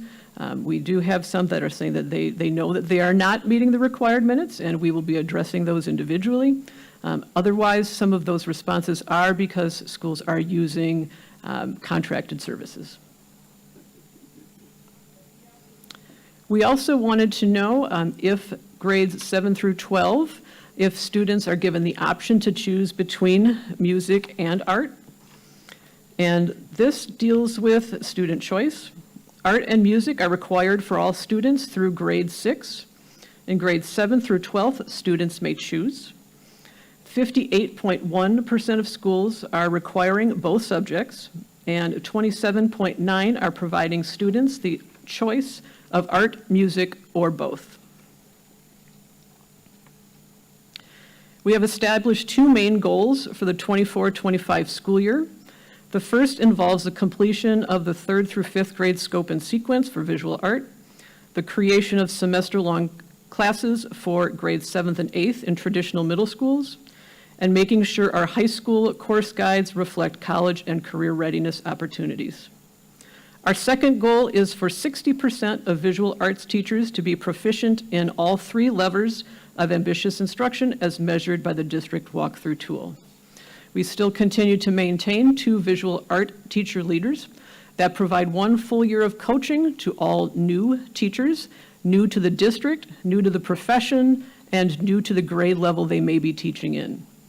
Mentoring is available to teachers in years 2 through 5.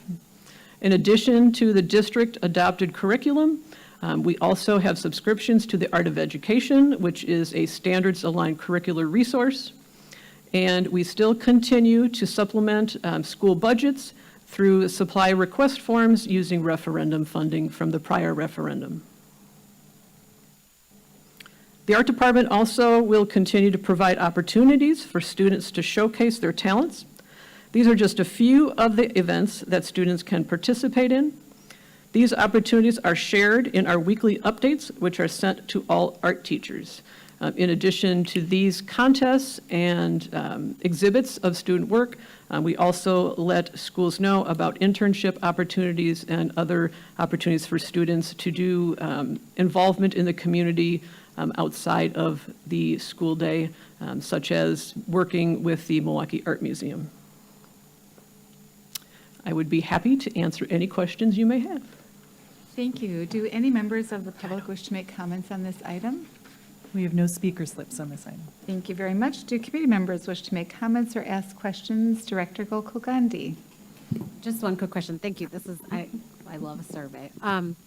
In the like for both of these, for the principal survey results where it says like we do not have full-time art or music, or my school has neither art or music, or, you know, there's only one option. So like, can you just walk us through like how you're helping troubleshoot? And I'm sure that reflects some of the vacancies that you had alluded to earlier. So I completely understand if that's explanation. Just wanted to see like how then we're providing the optionality for students in schools. Administration. Director Seamson, Director Gokul-Gandhi, members of the committee, yes, you will see that some of the options are because of either there is an art teacher or a music teacher. There could be a vacancy in one of either one of those content areas. For the most part, we're really happy that only 3 schools at this point of the school year do not have solidified services for their students in visual art. So that's much better than we have been in the past. Most of our schools, especially high schools, are offering both subjects, visual art and music, and are allowing students to have that choice. But there are still some schools, K through 8, that are having their students take both, even though DPI only requires it through 6th grade. Any follow-up, Director Gokul-Gandhi? All right, any other committee members? Director O'Halloran. I just wanted to thank administration. I had connected Lieutenant Carlos Velasquez Sanchez with you all for Fire Prevention Week, and I realized as a result of this slide, we are actually in Fire Prevention Week, I believe. So if there are any art teachers listening and they haven't taken the opportunity to engage their students in that artwork project, please get on that tomorrow. But yeah, no, thank you so much to administration. And it really is very meaningful to see the increased art education that's happening in this district. So thank you so much. All right, Director Leonard. So I just want to pick your brain. Pick your brains, actually. I'm looking at both music and art. We always seem to be around that 20 vacancy. We've had these discussions privately, so this is more for the public listening. But one, have we reached a place where that's just all that's available to us at MPS? And what are we trying to do? Is there anything that we're not aware of that you're trying to do that may be innovative, that would be possibly drawing in both art teachers and music teachers into our district? Administration? Director Seamson, Director Leonard, members of the committee. It seems that we're hovering around that same number for a few years, particularly in visual art. We didn't have as much headway to make up for as music because we've always consistently had more visual art teachers for whatever reason. I would say that we work consistently with University of Wisconsin-Milwaukee. They saw a significant decrease in people going to be teachers during COVID. For this year right now, there are a larger amount of people that are now at the stage of student teaching. So we're hoping that statistically we should be able to gain some more teachers from there. We did try something new last year and this year. We're noticing that student teaching may not always be long enough for our student teachers to be prepared for some of the challenges that our students face. So last year we had 2 student teachers that we we hired them during second semester. They stayed in the school that they student taught in with their cooperating teacher, and then they did a lot of co-teaching. One of the schools actually added a full-time position for the second art teacher so that she could stay, and the other person has continued on in the district. We have that same situation this year with one and hope to have a few next year. We're seeing that there is a much higher satisfaction and preparedness clearly after having a full year of time with our students. We've also started partnering now with Alverno and Mount Mary to make sure that we're tapping into various universities other than just UWM. Thank you. Any other questions, thank you. Director Leonard? No, that's We're it. good. All right, good. President Herndon. Can't get that right tonight. Thank you. I want to ask about the 21 vacancies, and I always look forward to these reports to come out. Why aren't they using some of the contractors? Administration? Director Seamson, President Herndon, members of the committee. If you would look, the 21 schools are the total vacancies. 11 schools of the 21 are using Arts at Large, and 4 are using T-Bay, so that is 15 of the 21.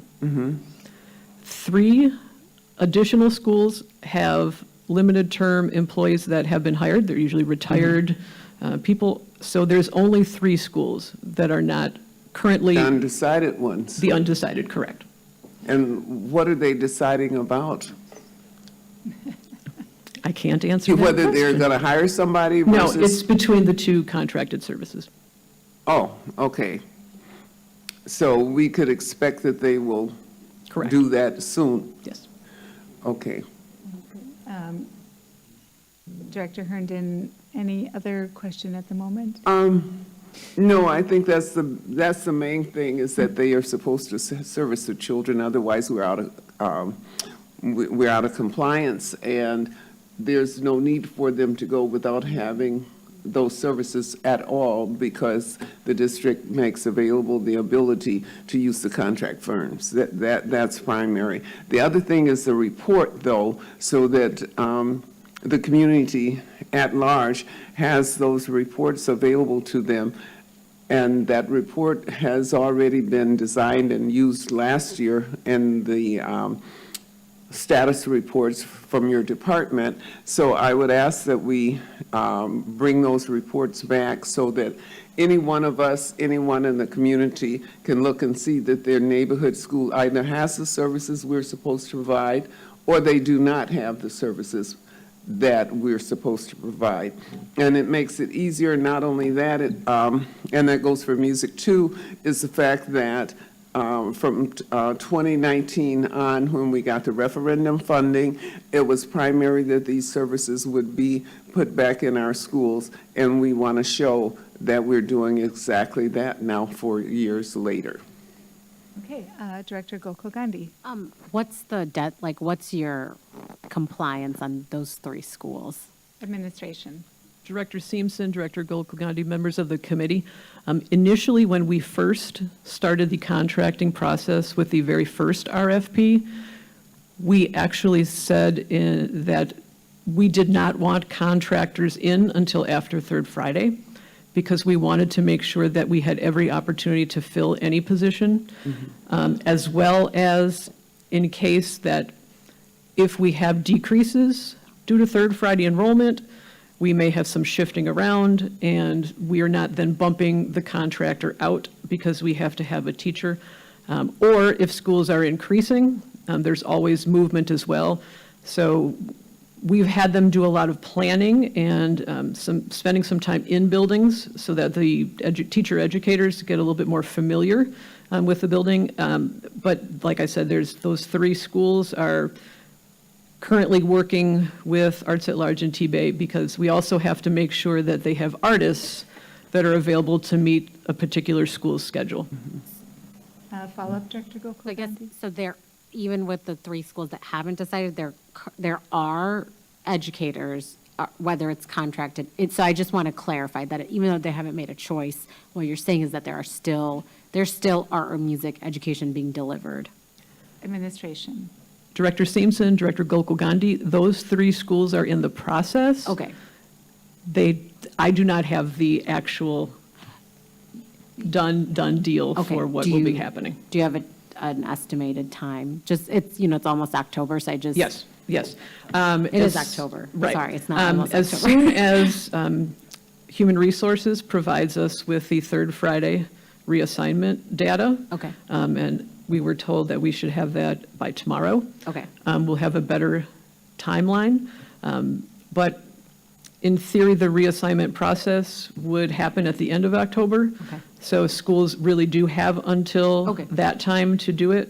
But we would like to make sure that all of that planning takes place so that as soon as that happens, that they can hit the ground running. Will you just let this committee know once that's done? Thank Absolutely. you so much. But I mean, excellent job on the whole, like 3 schools out of that many is really commendable. I just, to, President Herndon's point, and what makes me feel better is that there are in fact educators in the building, they just haven't made the choice. So thank you. All right, wonderful. Yes, thank you for walking us through that. It does get complicated at the start of the year. Any other committee members? All right, well, thank you very much for that report and update. Madam Secretary, next item, please.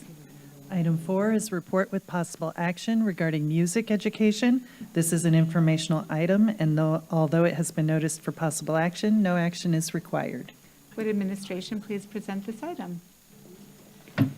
Chair Simpson, members of the committee, Paulette Chambers, Chief of Staff. This evening, we bring to you an update on our music education program presented by Ms. Sherry Garcia. Following this presentation, we will be more than happy to answer any questions that you may have. Thank you, and here is Ms. Garcia. Chair Simpson, members of the committee, Sherry Garcia, Music Curriculum Specialist, here to present our report on music education. We always follow our 5 priorities for success. We focus particularly on increasing academic achievement and accountability, and always on strengthening our communication and collaboration. In our music team, we are aligned with the strategic plan, the academic standard of care, and all of the levers of ambitious instruction. Our group is focusing particularly on building positive relationships with students and families, conducting formative assessments, and then using district-adopted materials. I think I skipped one. Our music staffing for the 24-25 school year, we have a total of 133 music staff, 105 classroom teachers that are serving 95 schools, 24 traveling music teachers that are serving 54 schools. We have 2 amazing music teacher leaders that are serving 12 new teachers, and 2 instrument specialists that are serving all schools. The chart that's below there shows where we were in 2019-2020, we had approximately 53 music staff members, and then as the policy and the referendum passed, you can see the chart for growth, and we're at a good number of 133 music teachers this year. These are our music vacancies for this year. We do still have a number of schools, 37, that do not have a full-time building music teacher or even a part-time building music teacher, and that represents 27.4 FTE across the 37 schools. There are 7 full-time vacancies in a single school, and then 15 paired positions that would be full-time but serving 2 schools. We have 23 schools that are supported by our community music partners. We have 2 schools that are supported by traveling music teachers, and then we have about 12 schools that are still in the process of determining what their services for this year will be. One thing I'm very excited about is those numbers put together, the numbers of our full-time staffed schools and the community services schools, plus the traveling teachers, means that 91.5% of the students in Milwaukee Public Schools will have music instruction in front of them during the 24-25 school year.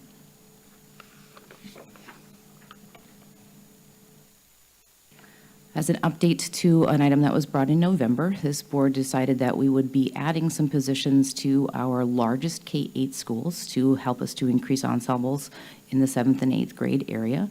For 24-25, we have added positions to the 6 largest K-8 schools, so 3 full-time positions each half-time in a school, plus some traveling music support. We were able to add band and music technology at Congress and Parkside. We've added orchestra and piano at Fernwood and Fairview, and Hayes and View have added band, drumline, and also banda this year. Our plan going forward is for the next year of this plan, for the 25-26 school year, for the next 4 largest K-8 schools, they'll each receive a half-time teacher, so 2 total full-time positions, to do the same thing, to support ensembles in the grade 7 and 8 area. So schools will be eligible for this if they have a space for an ensemble teacher. That's certainly important that there's a room for these things to take place. And the enrollment will kind of determine what our next largest schools are going to be, and I'm intending to use the 3rd Friday numbers for those. And then schools will be paired to create these full-time positions based on what they're looking for. So for the previous schools, we sent out a community music survey and asked families and children and staff at the school to tell us what they were looking for their music community. We'll do that again. And then we put the schools together based on if they were looking for the same thing. So you can see Congress and Parkside are paired. Those are not geographically close together, but they were looking for the same thing. So we found a person that was going to be able to cover that in both of those places. We also have results from the principal's survey, so our questions are a little different. Does your music teacher have a dedicated classroom? And you can see that 94.4% report that they do have that. Some teachers are on a cart, a small percentage of music teachers are on a cart, and then we do often have shared spaces. If we have part-time teachers, art and music might share a room in those schools. In terms of the minutes of instruction for schools, because we do have a larger percentage of vacancies, we do have a smaller number that are meeting the minutes of instruction. There's a lot of variety of responses there, but approximately 52.8% of our schools are meeting the minutes of instruction. This is a question about traveling music. So there is a part in our music policy that requires students to budget for traveling music. And this one actually surprised me. This is a lot of different answers and some questions that we got from leaders. So I hope to answer some of those questions on the next slide. We show that 41.7% of our schools are budgeting, as mentioned in the policy, for traveling music instruction. I've undertaken a feeder pattern data study. And this is really to inform what we're talking about in terms of the traveling music teachers.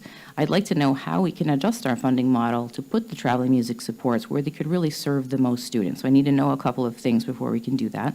Where do 5th grade students attend 6th grade, and then where do 8th grade music students attend 9th grade. So I have a very large pile of data that I will be going through and parsing out. I have some excellent information so far, and really I'm finding patterns and things that were kind of interesting to me. So what I plan to do is when a pattern is identified, we can create a purposeful alignment that matches the traveling music supports at the elementary and middle level to what's happening in the high school to ultimately strengthen our high school programs. So we do have money allocated in the 2020 referendum for traveling music supports. And as I said, schools are expected to purchase 1 hour of traveling music support for every 100 students, 4th grade and above. It's a complicated process, but it's math. You just can math that out and figure out how much you should have. And then there are schools that are meeting this requirement. Quite a number of our schools are definitely doing that. Many are purchasing much more than that and giving their students more opportunities. But the number as it's outlined in the policy is really sufficient just for 1 or maybe 2 support programs. So we want to be able to support band and orchestra and choir and banda and guitar and piano and all of the many opportunities that we do have. So that's going to require some specialty traveling music teachers. We have an amazing team at TMTs this year. We have really subject matter experts. We have people that can do all kinds of different things. The next step is to get them into the places where that they can really support in that particular way. So high schools can still purchase, more time if they want to do that. Our idea is to really change the paradigm at the elementary and middle school levels to give them what they need to then have that go up and align with what's happening in the high schools. I really am going to make every effort to make this happen within our current budget. This is an extraordinary thing that we're hoping to do, right? We're hoping to really put some specific things into place for our students. I cannot promise that it will not cost more money, but my goal is to really have a good idea of what's going on in the feeders, what the data really shows us, and then before the budget cycle starts for the 25-26 school year, an idea of what this might cost in order for us to be able to do that. Music events for this year. And I do have this, what you see on the left-hand side of your slide, as a magnet or a postcard if you would like to have one of those. And I will send those out to the schools when our drumline poster goes out in a little while. On December 14th, we are excited to have the 22nd annual Battle of the Drumlines. Looks to be bigger and better this year with even more groups and more middle school groups, which I'm really excited about. On March 1st, we'll be holding our Wisconsin School Music Association Solo and Ensemble Contest at Rufus King, open to the public and free. And then on the week of April 22nd through 25th, we'll be holding our WSMA Large Group Contest at the Milwaukee Youth Arts Center. I'd be happy to answer any questions. Well, thank you so much, and I know I speak for the whole committee, thank you for the level of detail and the analysis that you're doing to make our music program work for all of our students with so many constraints that you have to face. And thank you for the heads up with the budget, too. We'll be looking for that. Do any members of the public wish to make comments? We have no speaker slips. Wonderful. Do committee members wish to make comments or ask questions? Director Leonard, I keep looking the other way first, so we'll go to you this time. Little flag out here. Remember, I'm over here in the corner. That's okay. So first of all, I'm looking forward to seeing what that data says. And I want to also just mirror what Chairperson Simpson said. I'm look forward to looking at how you bring in the detail and then come up with these creative solutions. And it gives us some hope that makes sure that we always have these excellent programs and availabilities to our children.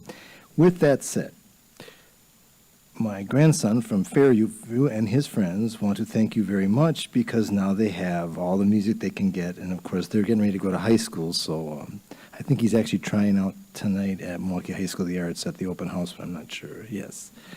Thank you anyway. Thank you very much. From this side of the aisle over here, Director O'Halloran. Thank you. I just wanted to confirm, because we did get a constituent email today, and I forwarded it on. Some of the questions might need to just be responded to with a little bit more detail. But one thing I did want to confirm is that the policy includes twice yearly updates by administration. And I think last year we had moved up the presentation that normally would have been in May. Are we planning to return back to the October-May cycle, or is that too early to be determined? I just want to make sure that we have a few very dedicated music parents who are interested in hearing this information so that they can mark their calendars accordingly. Administration. Chair Simpson, members of the committee, the short answer is yes, we can do that. Perfect. Any other questions or comments? Dr. Gokul-Gandhi? I really love slide 11 and the line of questioning and like the thought and the strategy. Like that is exactly like what we should be doing, right? Like what makes sense? What can we offer? What are the constraints? How do we use our time effectively? So I just really want to give you kudos for even including that in here, including us in, and sort of like having the conversation around that publicly to see like what the district is thinking about and what central office staff are really trying to like thematically do for our kids. So I just really appreciated that and wanted to give you kudos. Yes. Thank you. Thank you. Administration. Chair Simpson, members of the committee, I just want to clarify that we are okay to go with the October-May dates, excuse me, but we may have to go back and look at the resolution because I believe we made a change to it, and so we may have to change it back, but just so you know that we may have to do that. I'm not certain. Okay, thank you. President Herndon. Thank you, Madam Chair, and thank you, team. This was a long time coming and lots of work to get all that data together because we spent meeting after meeting after meeting putting this all together several years ago, and it has come a long way, and that is super fantastic, and the kids are great. And I see where you're zeroing in on one of the problems that is occurring that School of the Arts pointed out to us, which was that a lot of the students aren't getting it in the K through 6. They aren't getting the services. And so you've already got a method of trying to see how you can zero in on that. But that's the reason why it's so important that the schools or the principals in the schools follow the guidelines that are to be followed so that our children can put together their marching bands or whatever they so choose in their schools, and they are not slighted by the lack of the district providing those services. And the same thing holds true for the charts that you've presented on how many schools we have that are getting the service. It would be strange to look back in 2020 and see that almost no schools on the south side had any of these services. So we've come a very, very, very long way. And kudos to getting this team together because Ms. Garcia, you weren't even in that position. I think the position didn't exist. It wasn't even open. So the fact that we get these reports twice a year is super. One thing I would like to see, though, is that we continue with the report of the detailed status in terms of the schools so that if someone from the community or parent or anything, first of all, it's a public record, and it should be. Second is that anyone that wants to look at it can readily see which schools are providing the service, which schools aren't, or like in last year's report, it indicated what type of training the students were having, either in art or music. Both reports are similar. If it were general music, band, keyboard, whatever, a parent could look at our report and say, you know, maybe this school has it and that's close to home, maybe we'll choose that one. So I think that if we did make this report policy, if it's not, we can make sure we do so that it appears twice a year in the report that comes before the board, and it's part of public record, to make sure that it's documented that we're doing what we promised to do with the referendum money. Thanks. Thank you, President Herndon. That's a great suggestion. So yes, for the music and art. Mhm. Look forward. Yeah, it's for both. Yep, to having that as part of the report attached to it. Wonderful. Any other comments? All right. Thank you so much. And again, just thank you for the work that you are both doing to make sure that It's these programs fantastic. come to our students. Yes, it's fantastic and something that we can be very proud of offering in our district. Madam Secretary, next item, please. Item 5 is report with possible action on post-secondary enrollment. This is an informational item, and although it has been noticed for possible action, no action is required. All right, thank you. Would administration please present this item? Chair Simpson, members of the committee, Paulette Chambers, Chief of Staff. This evening, we are presenting to you our regularly scheduled report on post-secondary enrollment data. The presentation will be presented by Ms. Erica Pollock and 2024 Golda Meir graduate Amora Cannon. Following the delivery of this presentation, the team is prepared to answer any questions that you may have. Thank you, Ms. Pollock.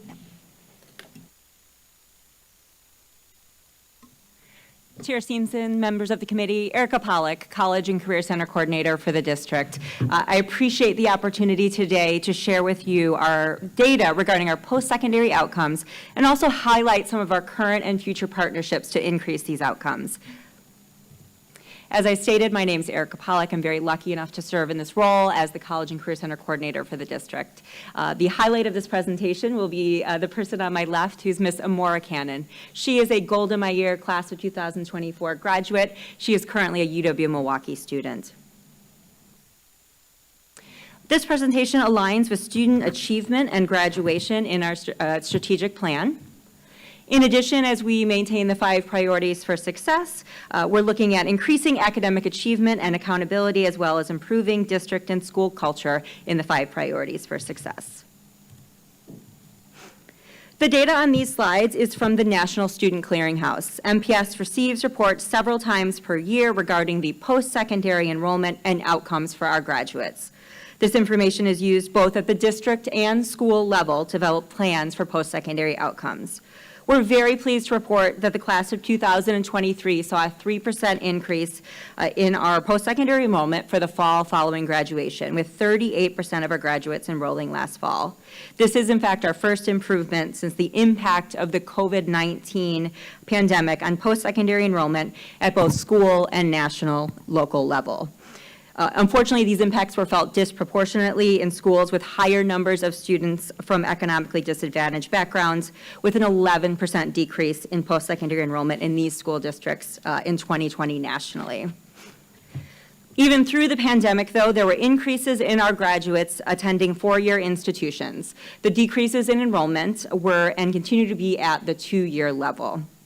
In the senior exit survey administered in May of 2024, 66% of our graduates identified an intention to attend a 2- or 4-year college.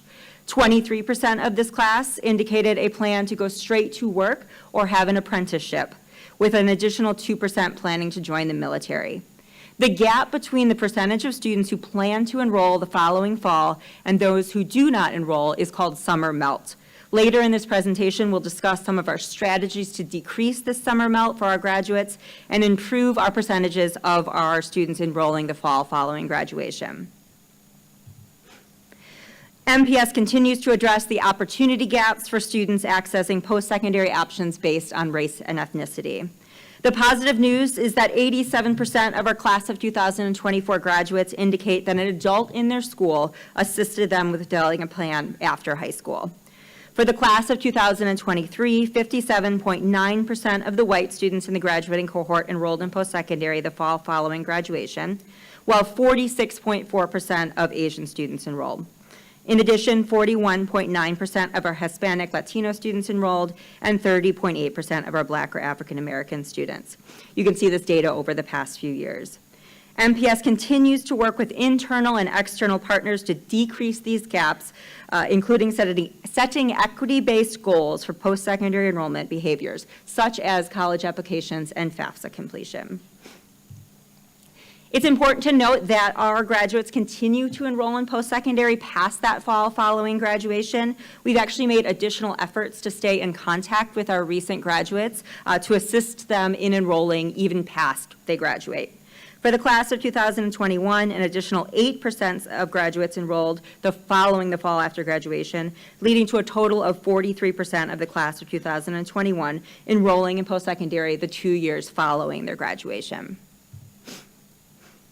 The National Student Clearinghouse data also continues to measure our graduates through college.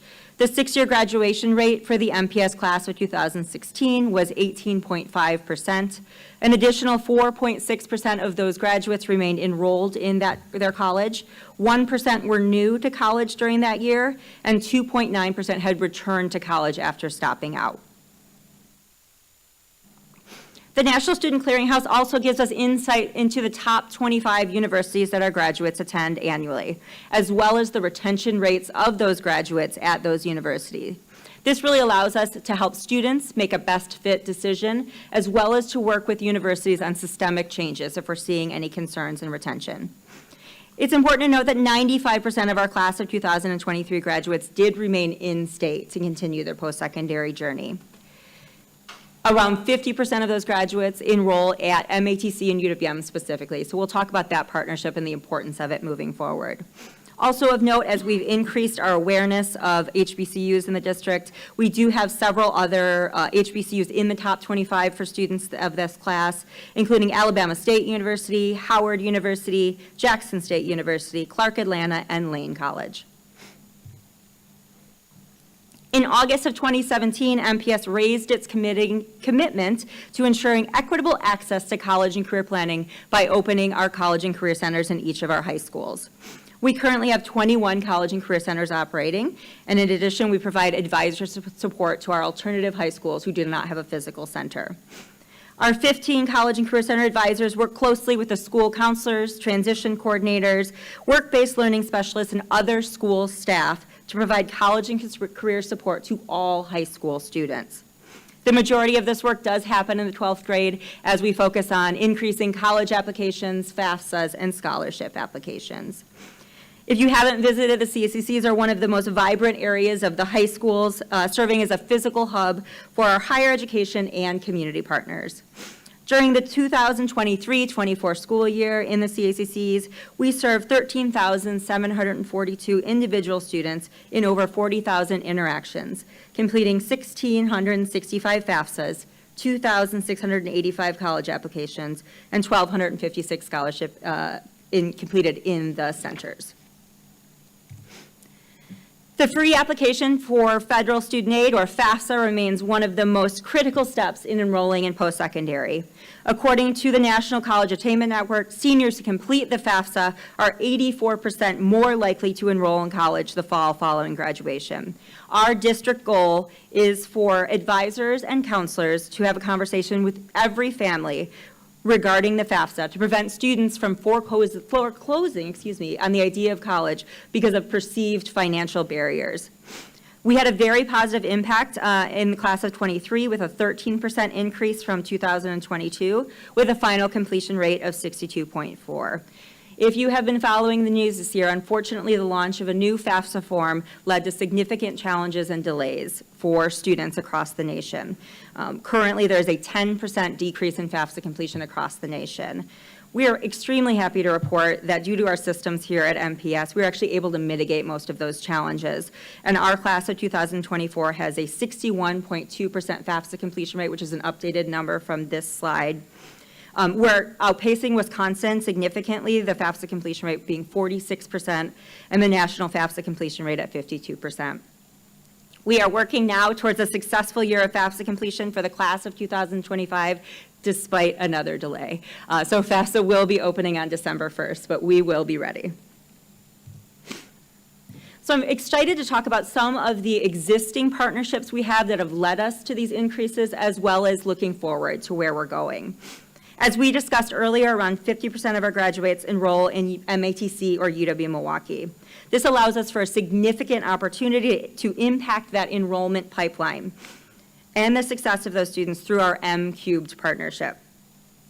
Across the country, 10 to 40% of college-intending students, particularly those from low-income backgrounds, fail to enroll in college the fall after graduation. As I talked about before, this is known as summer melt. When we look at our data in the senior exit survey and the percentage of our students that enroll, our students are melting at about a 30% rate based on those that are indicating in the spring that they plan to attend. Through M-Cubed, the Smart Start program was developed to address this. M-Cube Smart Start has enhanced efforts to increase the number of MPS applications to MATC and UWM through strategic collaboration. These efforts include improved data sharing, increased recruitment opportunities for MPS students starting in 9th grade, and MPS-specific recruitment and admitted student events. Our graduates are invited to participate in a summer after they graduate and fall program where they engage with success coaches, educational events, and students receive up to $500 in scholarships for participating. So really, we're incentivizing behaviors that will lead to enrollment and success. We're currently in year 3 of the program and have had significant growth in those 3 years. We tripled the number of students served from the class of 2022 to 23. And then I'm happy to report this past summer we had a significant increase for our class of 2024, a total of 297 of our graduates, up from 190 the year before, completed the requirements. So this was $74,000 in scholarships just this summer. Those students will still have an opportunity to gain an additional 250 this fall. It's also important to note that we have seen retention increases for students who engaged in Smart Start programming. We have been working diligently to remove barriers to applying to college and took a major step forward this year with an introduction of 2 direct admissions programs for the class of 2025. In April of this past year, juniors and their parents were invited to complete an online form, took less than 5 minutes, for direct admission to UW-Milwaukee, MATC, and most UW schools, excluding UW-Madison, UW-La Crosse, and UW-Eau Claire, through the Direct Admit Milwaukee and Wisconsin Direct Admit programs. We're happy to report that 846 juniors opted into the Direct Admit Milwaukee program this past year, and 414 students opted into Direct Admit Wisconsin. That means this class came into the school year with over 6,500 college acceptances. We're extremely excited to launch Direct Admit for the class of 2026 in November. So we'll have the entire year to work with students. So we expect to see those numbers increase significantly. While MPS has a commitment to assure that all our graduates are college and career ready, we also aim to support them in college completion as well. As we discussed in earlier data, around 19% of our graduates are completing college in 6 years. We have partnered with the All in Milwaukee program to assist in improving those college completion outcomes. All in Milwaukee is a fantastic scholarship and college completion program that launched in 2018. They provide not only financial support, advising, and career development support for high potential and limited income students from Milwaukee. There are currently 225 MPS graduates who are All in Milwaukee scholars, and we've already begun recruiting our next class of All in Milwaukee scholars. It's important to know that 89% of the All in Milwaukee MPS students have no student debt, thanks to the scholarships provided and the university packages that are secured. The PEOPLE program continues to be an important pre-college partnership program between UW-Madison and Milwaukee Public Schools.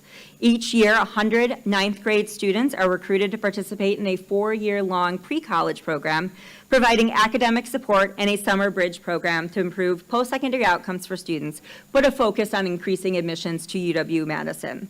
This does include a full tuition scholarship for students. To date, 485 students from Milwaukee have been accepted and received the scholarship. We just closed recruitment for the class of 2028 with a record-breaking number of applicants.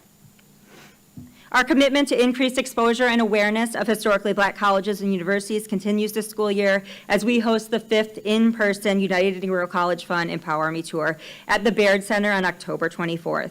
There will be a parent information session the night before. During EMT 2023, 21 students received $52,000 in scholarships directly from UNCF that can be used at any university.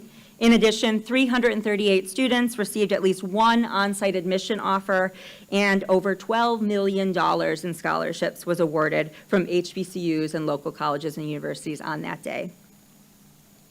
Lastly, I'm really happy to report that the leadership at UW-Madison has made a significant commitment to increasing the number of MPS students applying and enrolling at UW-Madison. Last spring, UW-Madison hosted school counselors, advisors, transition coordinators on campus for an in-depth look at the application process, how we can better support our students through it, and also what resources are available, including many full-ride scholarships. This coming few weeks, on October 21st, which is a no-school day, we'll be taking 100 seniors to Madison to work on their applications with the staff there. We're really excited for that event. I'm also extremely happy to report UW-Madison recruiters have visited every high school in MPS already this fall. They are going back for second and third visits at many of our schools. So that commitment, the action is happening. Very exciting also, a new statewide program that will really benefit our students is the Wisconsin Guarantee, which guarantees admission to UW-Madison for students who graduate in the top 5% of their high school class, as long as they meet the other eligibility requirements. So we're going to work very closely with schools on supporting our current 12th graders, but also those 9th through 11th graders to make sure they have what they need to meet the requirements for that program. While it's great to look at data and talk about all of these different programs, I think it sometimes helps the most to hear about a specific student's journey. When I talk with my staff about data, I always say each of those numbers is a student whose life you are impacting. So I'm extremely excited to hand over to Miss Amora Cannon, who's going to share more about her experiences in MPS and her college and career journey. Good evening. Sorry about that. Good evening, board directors. My name is Amora Cannon. I'm a proud MPS graduate of Golda Meir, class of 2024. Today, I'm here to speak on behalf of the students just like me, students who want to become successful scholars. I'm currently an undergraduate at UW-Milwaukee with a full ride scholarship with on-campus housing and 19 college credits already under my belt. As a first-generation student, this is a very large accomplishment that I want many students to know about. My journey of education as an MPS student has changed so much from as early as I can remember. A little background information about me. I've been to a total of 4 different Milwaukee public schools through elementary until high school and 1 Wauwatosa district school. Actually, our first speaker, Casey McGevely, was my 5th grade teacher at Hawley Environmental School. I've had a personal experience of 2 different school districts and in MPS schools, and MPS will forever be where my heart lies. Throughout this experience, I've learned that connecting and meeting the right people will get you to all the right places. MPS has shown me they care about their community, its children, and its environment. They push me to do just the same. Before high school, I attended Wedgwood International Middle School. I met an amazing counselor, Vicki Cox. She introduced me to professionalism, independence, empowerment, and more. She showed me that as early as I can remember that I would be able to create my own path. There's teachers like Vicki Cox that students like me will forever remember. Golda Meir was my top high school choice when I was in middle school. I've always dreamed of going there. My first year was virtual. I was virtual. But I didn't let that stop me from getting ahead at all. During this year, I met Miss Danita Bush. She works in the College and Career Center that we spoke about earlier. Speaking to her, I learned that the College and Career Center would be the place that is my best friend. I knew she would be able to guide me to success, and she did just that.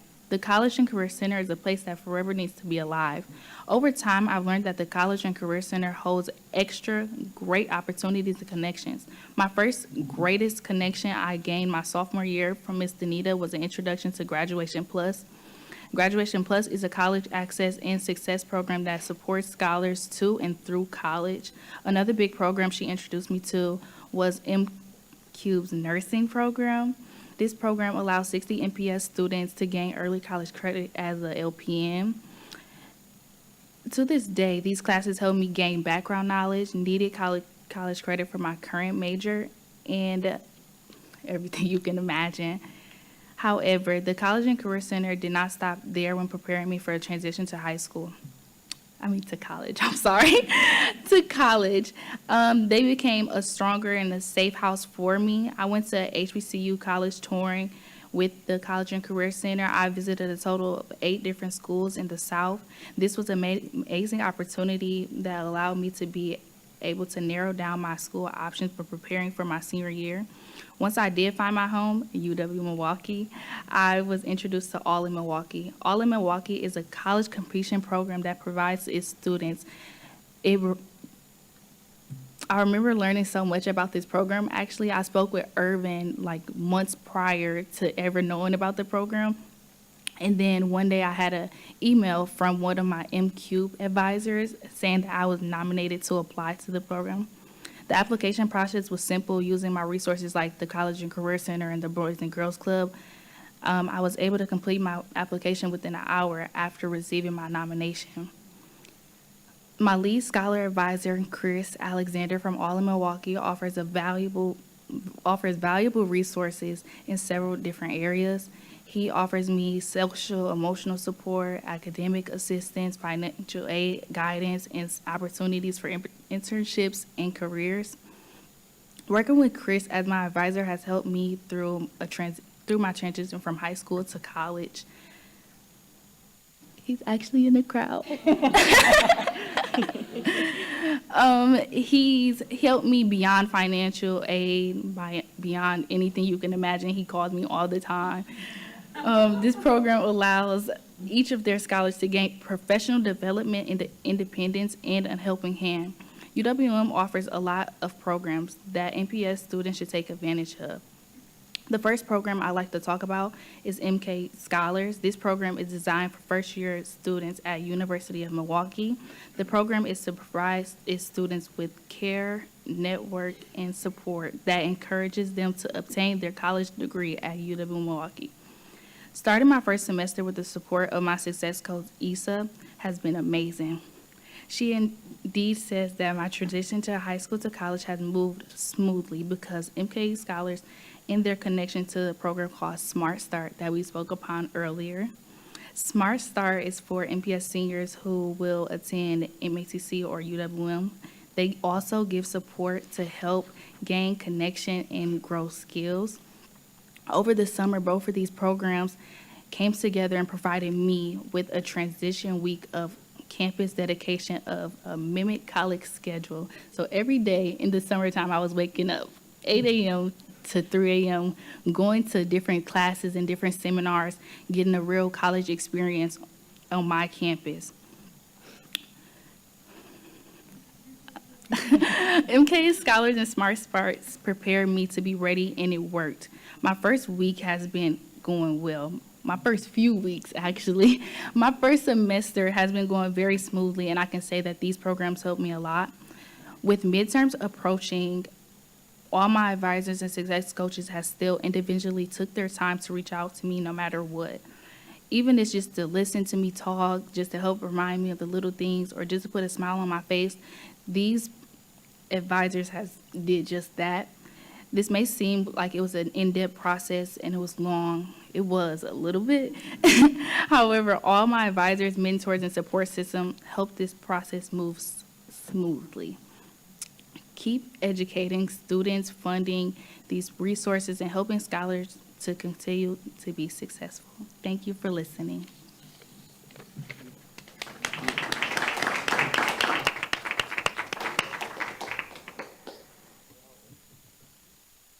Chair Steenson, members of the committee, we thank you for your commitment to post-secondary readiness for all students so that someone like Ms. Cannon could be here today to share her story. As you heard, she took advantage of every opportunity that was offered. There was also someone early in her career that told her she could do this, and that's just as important as those later resources. We're happy to answer any questions at this point. Thank you so much, and thank you, Ms. Cannon, for sharing your stories. It's a pleasure to meet you and hear about your experience. We do have a couple of speaker slips, so we'll go to those first. Could I please have Quentin Claiborne come up to the microphone, followed by Allison Wagner. Thank you. Oh my gosh. Hey, I'm not prepared today. My name is Quentin Claiborne, K-L-A-B-O-N. I'm a Milwaukee resident. Three things. One, I think sometimes Milwaukee Public Schools swings for the fences on legislative requests. Give a certain amount of money, that sort of thing. You know how that message is often received. I wanted to put out there, maybe just taking small bites. I don't know, there are other random nonprofits that are funded through the state budget.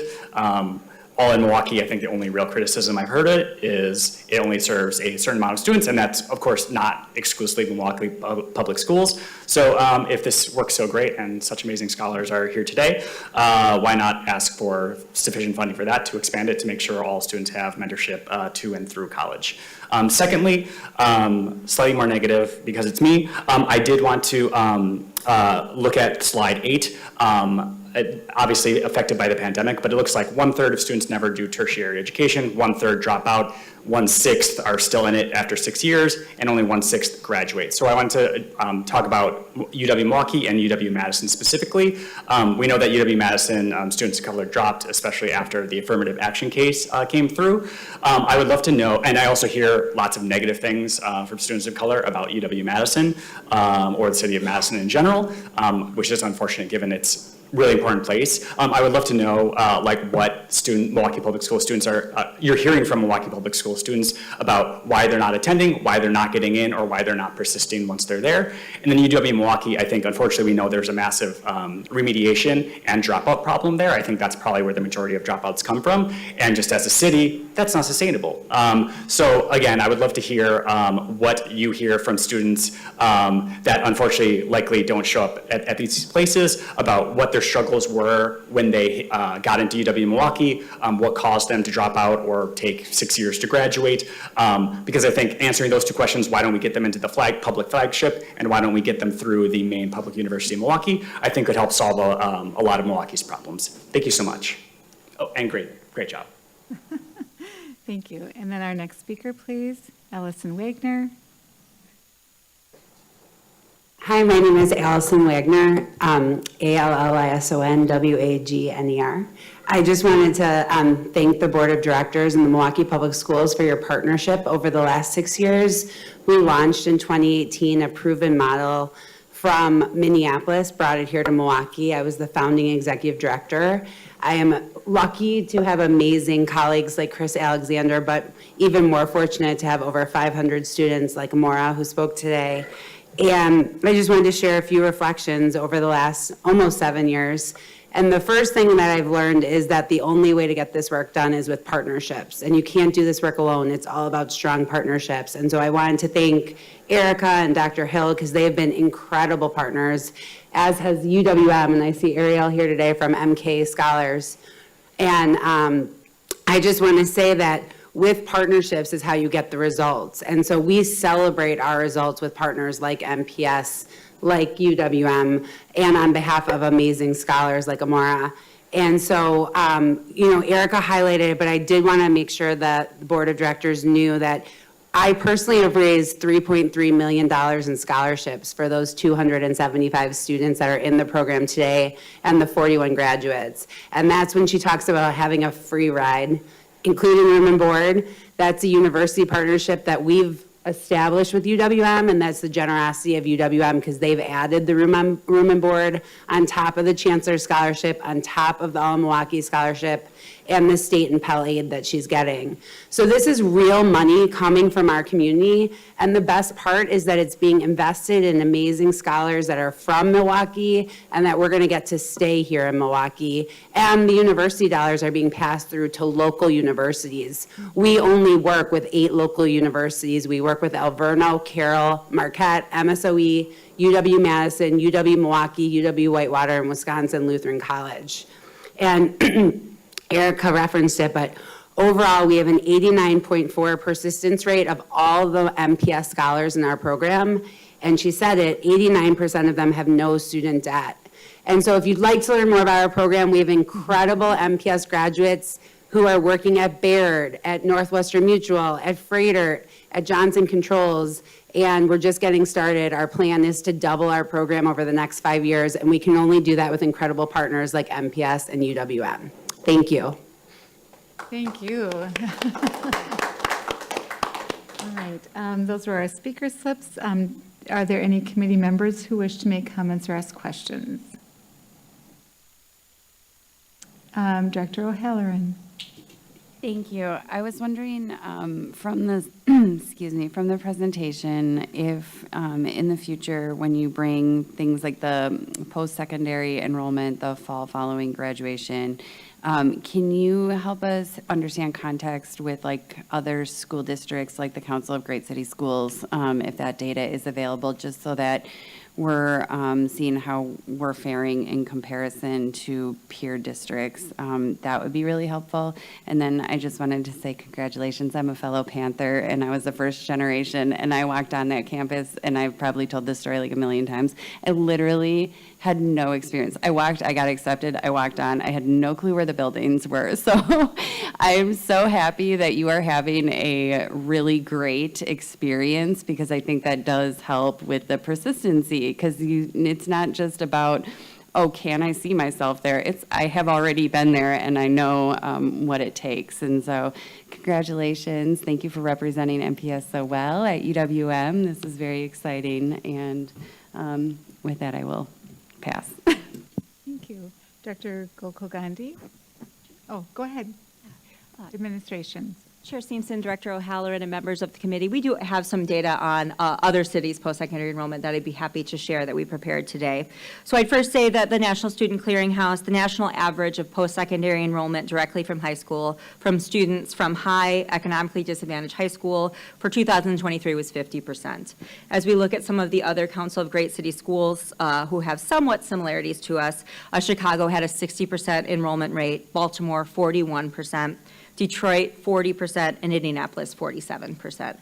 So you can look at those districts, what's offered in the city. There are many city initiatives in those cities. They're also very reflective of the percentage of adults in the city that have college degrees. So those numbers mirror very closely what that looks like. In Milwaukee, if you're curious, 30.6% of adults in Milwaukee have an associate's degree or better. Only 23% have a bachelor's degree. Thank you for that information. Yeah. Director Gokul Gandhi.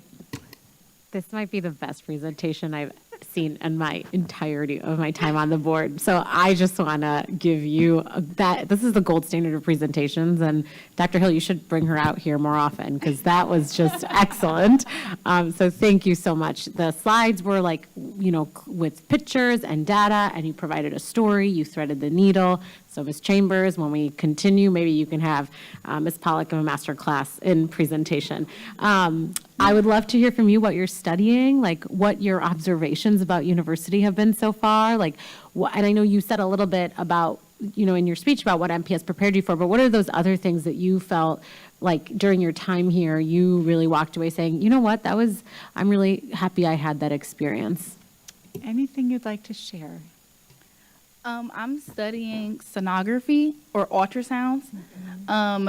I can say that being in MK Scholars and all of Milwaukee, I've had a million tours of the campus before I had school. So I know where everything is. Like my friends, they ask me all the time, Amora, where is this building? And how long do you think it would take me if I was to walk there right now?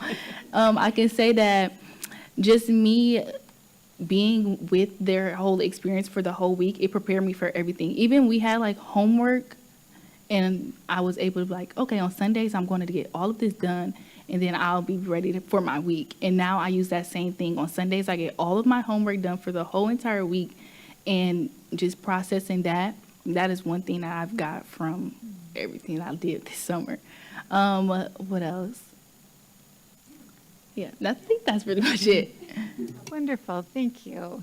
And I know you shared with the asterisks, like, as a first generation at 19, you don't have to even share that, because you know what? That's incredible. Even of itself, that's an insane accomplishment. I don't know how many people come in to their first year of college with basically their first year of college done. So you really should pat yourself on the back for that, because that is outstanding. Yeah. Quite an accomplishment, yes. Any other comments from committee members? Yep, Mr. Chason. Thank you, Chair Simpson, Matt Chason, Office of Accountability and Efficiency. It was in 2022 that the district made it board policy that you would not be able to graduate unless a FAFSA had been completed. On slide 11, I see that we have a 60% completion rate. I believe that's probably for those who are projected to graduate. Okay. Do we happen to have a data point on maybe last year where that final completion rate landed? And for those that were unable to complete, we have a sense of what the barriers still remain to completion? Administration.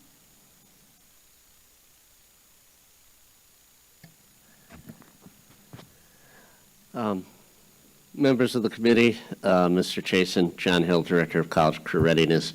So with the FAFSA completion, it's important to note the graduation requirement is about engaging in the FAFSA process. So you can complete the process without completing the FAFSA by securing a waiver. For student privacy reasons and family privacy reasons, we do not release the number or percent of students that complete a waiver because we know there are concerns, especially if the family or the student is undocumented. So what you see on that chart is the percent of just out of the total number of seniors that have completed the FAFSA. What I can say is that every graduate completes the process. Thank you. Any follow-up? Great. Any other questions or comments? All right. Thank you so much. And yeah, that presentation was just stellar. So thank you for that. Yes. You get a round of applause. Madam Secretary, next item, please. Chair Simpson, item 6 is report with possible action regarding the MPS MKE Early Childhood 1,825 initiative. This is an informational item, and although it has been noticed for possible action, no action is required. Would administration please present this item? Chair Simpson, members of the committee, Paulette Chambers, Chief of Staff. Our MPS MKE Early Childhood Initiative presentation will be presented to you this evening by Ms. Allison Foyer and to present this item. Following the presentation, we'll be more than happy to answer any questions that you may have. Ms. Foyer. Good evening, Chair Simpson and members of the committee. My name is Allison Foyer, and I am the Early Childhood Supervisor for Milwaukee Public Schools. This evening, I will share with you an update of the work that supports the MPS MKE Early Childhood 1825 initiative. The work of the MPS Early Childhood 1825 initiative supports the district priorities by providing opportunities that increase academic achievement, improve culture, develop staff, and strengthens the network for collaborating with the community. The 1825 initiative aligns with the MPS strategic plan and ambitious instruction. It aims to help achieve the strategic plan goal of having 50% of all students meet proficiency or higher by 2028 by engaging the community in addressing rigor, engagement, and inclusion. Additionally, the initiative supports ambitious instruction by offering school readiness opportunities, ensuring that students are well prepared as they enter Milwaukee Public Schools. This year, the plan will also integrate the MPS academic standard of care to meet the needs of the whole child. The MPS standard of care outlines the minimum expectations for service in all classrooms. Some elements of the academic standard of care are non-negotiable. Positive relationships are the foundation of engagement. Regular formative assessments are essential to formative practices, and district-adopted materials are the basis of explicit instruction. We must ensure that every child has a classroom environment built on these practices. The mission of this work is to improve the learning experiences for children ages birth through 5 years in the city of Milwaukee by ensuring that all educators and child care providers who have a direct impact on our students' learning have the understanding, skill set, knowledge base, capacity, and resources needed to provide high-quality instruction to everyone participating in early childhood programs. Thus, the 5 priorities that are the elements for high-quality early childhood education and programming serve as the focus and overall implementation goal for the MPS MKE 1825 initiative. These groups work on collaboratively supporting the community by providing early childhood staff development, equitable resources, family and school transition, high-quality, impactful instruction, and social and emotional learning within early learning settings. This work impacts the MPS community by providing opportunities accessible to Milwaukee community and 111 schools that have early learners. We have over 10,000 diverse pre-K and K learners that are enrolled in the district as of September 2024. Diversity is a strength with enrollment representation from African American of 49%, Hispanic at 26.6%, American Indian at 0.4%, Asian at 8%, white at 10.7%, multiple races at 5.2%, and Hawaiian or Pacific Islander at 0.1%. This past semester, the MPS MKE Early Childhood 1825 initiative prioritized equitable and meaningful engagement and learning opportunities for the early learning community. MPS participated in the statewide Promoting Early Childhood Conference, where a member of the Early Childhood team participated on the conference planning committee, and 2 members from the Early Childhood team presented a session titled Guided Play Interactions that Promote Language Development on March 7th. This session had 25 attendees who gained more knowledge on how guided play is an optimal time for young learners to develop language skills. The department also organized a 3-part educator well-being series for pre-kindergarten and kindergarten teachers, emphasizing their health and well-being. This series equipped educators with tools and strategies to help them co-regulate not only themselves, but also their young students. A key aspect of the 1825 initiative is providing resources for families with young children. We offered support through the Celebrating Abilities Family Forum, where resources and additional connections with the community were made. Also, a calendar reflective of local community events that were offered over the summer was created and shared. This book was read 40 times. To further assist families, we continued our Supporting Oral Language in the Early Years, or SOLI series, by collaborating with community partners to host an event aimed at enhancing oral language skills at home. The event was hosted at Lakeshore Learning Store in Brookfield, where the format for the event was modeled after the store's free Events for Kids series.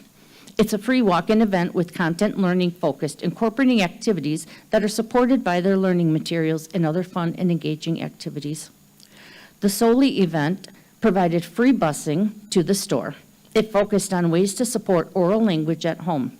Attendees, both the children and the parent, learned ways to support oral language while in the store. On a survey given to the participants after the event, one participant stated, "My favorite moment was seeing the interaction that the children had with the staff that was coordinating the activities. I also enjoyed the atmosphere, the colors, and the learning environment as we toured through the Learning Center."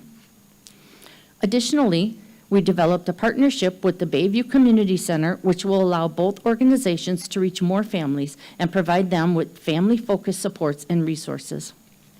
Moreover, 75 toddler board book sets were provided to families as a resource given for families that attended the Passport to Reading event during the summer, the Kindergarten Enrollment Fair, and the Celebrating Abilities Family Forum as a way to promote shared reading experiences.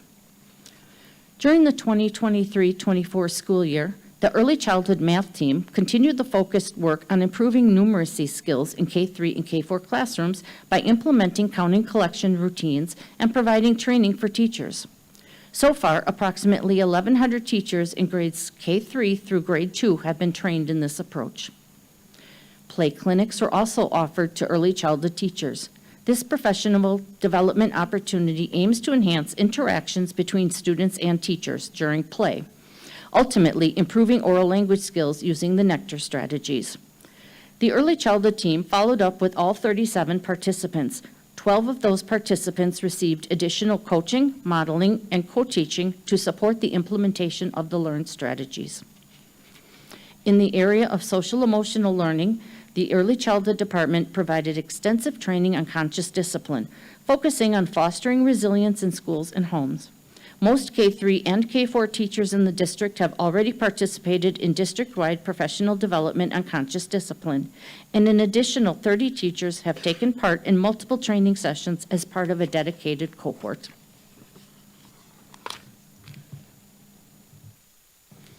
The work of the 1825 initiative continues in many impactful ways. Currently, members of the Early Childhood team are actively involved in planning committees for several early childhood conferences. A representative from the team will also attend the Wisconsin Early Childhood Association Conference to share new information and resources with the Early Childhood team and partners of the MPS MKE 1825 initiative. Community resources will be made accessible through the MPS website, along with a calendar featuring local events aimed at supporting families with young children.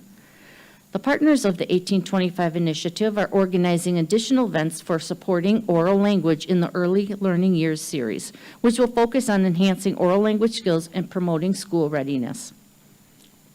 Furthermore, we are supporting instructional staff both internally and externally by equipping them with strategies for improving questioning and oral language during read-aloud sessions.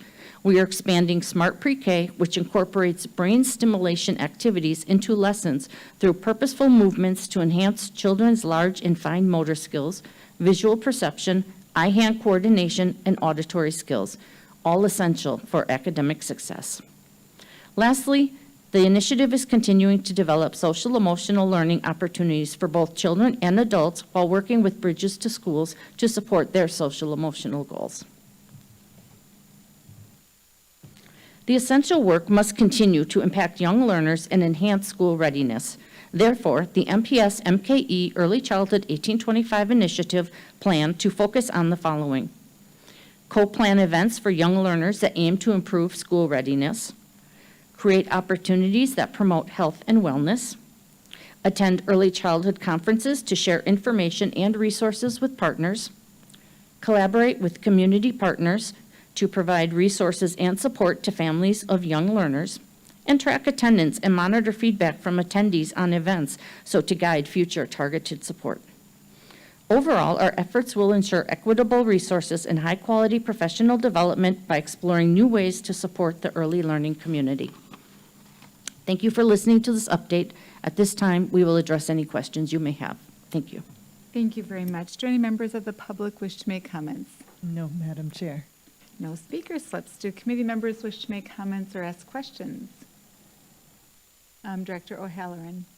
Oh, I'm so sorry. You're pointing to. I looked at you. I didn't see your hand. Director Leonard. You were too fast. You were just too fast. Just a couple of questions regarding just some general questions. First of all, what is our current enrollment numbers for early childhood in our district as of third Friday? Administration?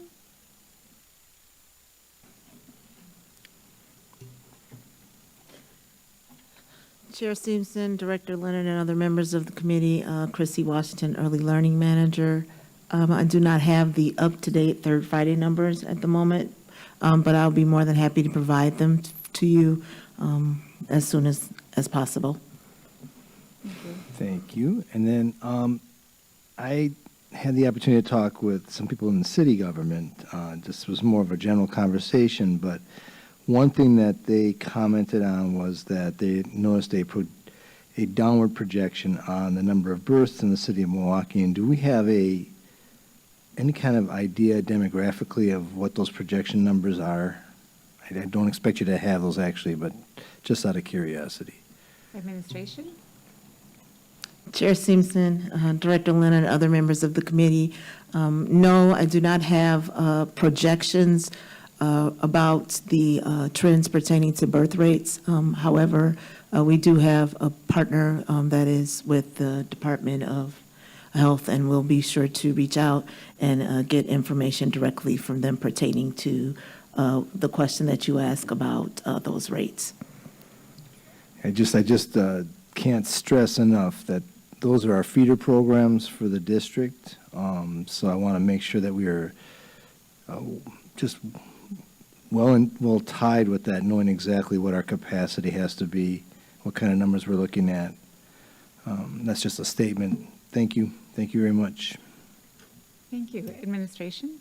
Can I just ask for clarification? Director Leonard, did you ask for the birth rate in Milwaukee? Was that your question? Yeah, partially with the birth rate, but they also give you a projected they give you demographic projections on how many so let's just take for an easy number, 1,000 births. How many of them will be going into early childhood education in the city of Milwaukee? They give you a type of projection number, and it's just be a good idea to see where we're headed at with that, because that's going to be the first, to me, that's going to be the first significant piece of data that's going to show what our population will look like let's say for a 5 to 10 year kind of situation with regards to our schools. Director Leonard, members of the committee, though we may not have that exact number for you, as we've been working on our long-range facilities master's plan, that is one of the things that they looked at was our growth rate or lack of. And between 2011 and current, we've had a decline of 24% in the birth rate in the city with that decline. So that may help give you some reference to that. That does. That helps a lot, actually. Thank you. Thank you. Any other comments or questions by committee members? All right, seeing none. Thank you for that update, Madam Secretary. Next item, please. Madam Chair, that was the last item on this meeting's agenda. There being no further business before the committee, this meeting is adjourned. Thank you, everybody. Have a wonderful night.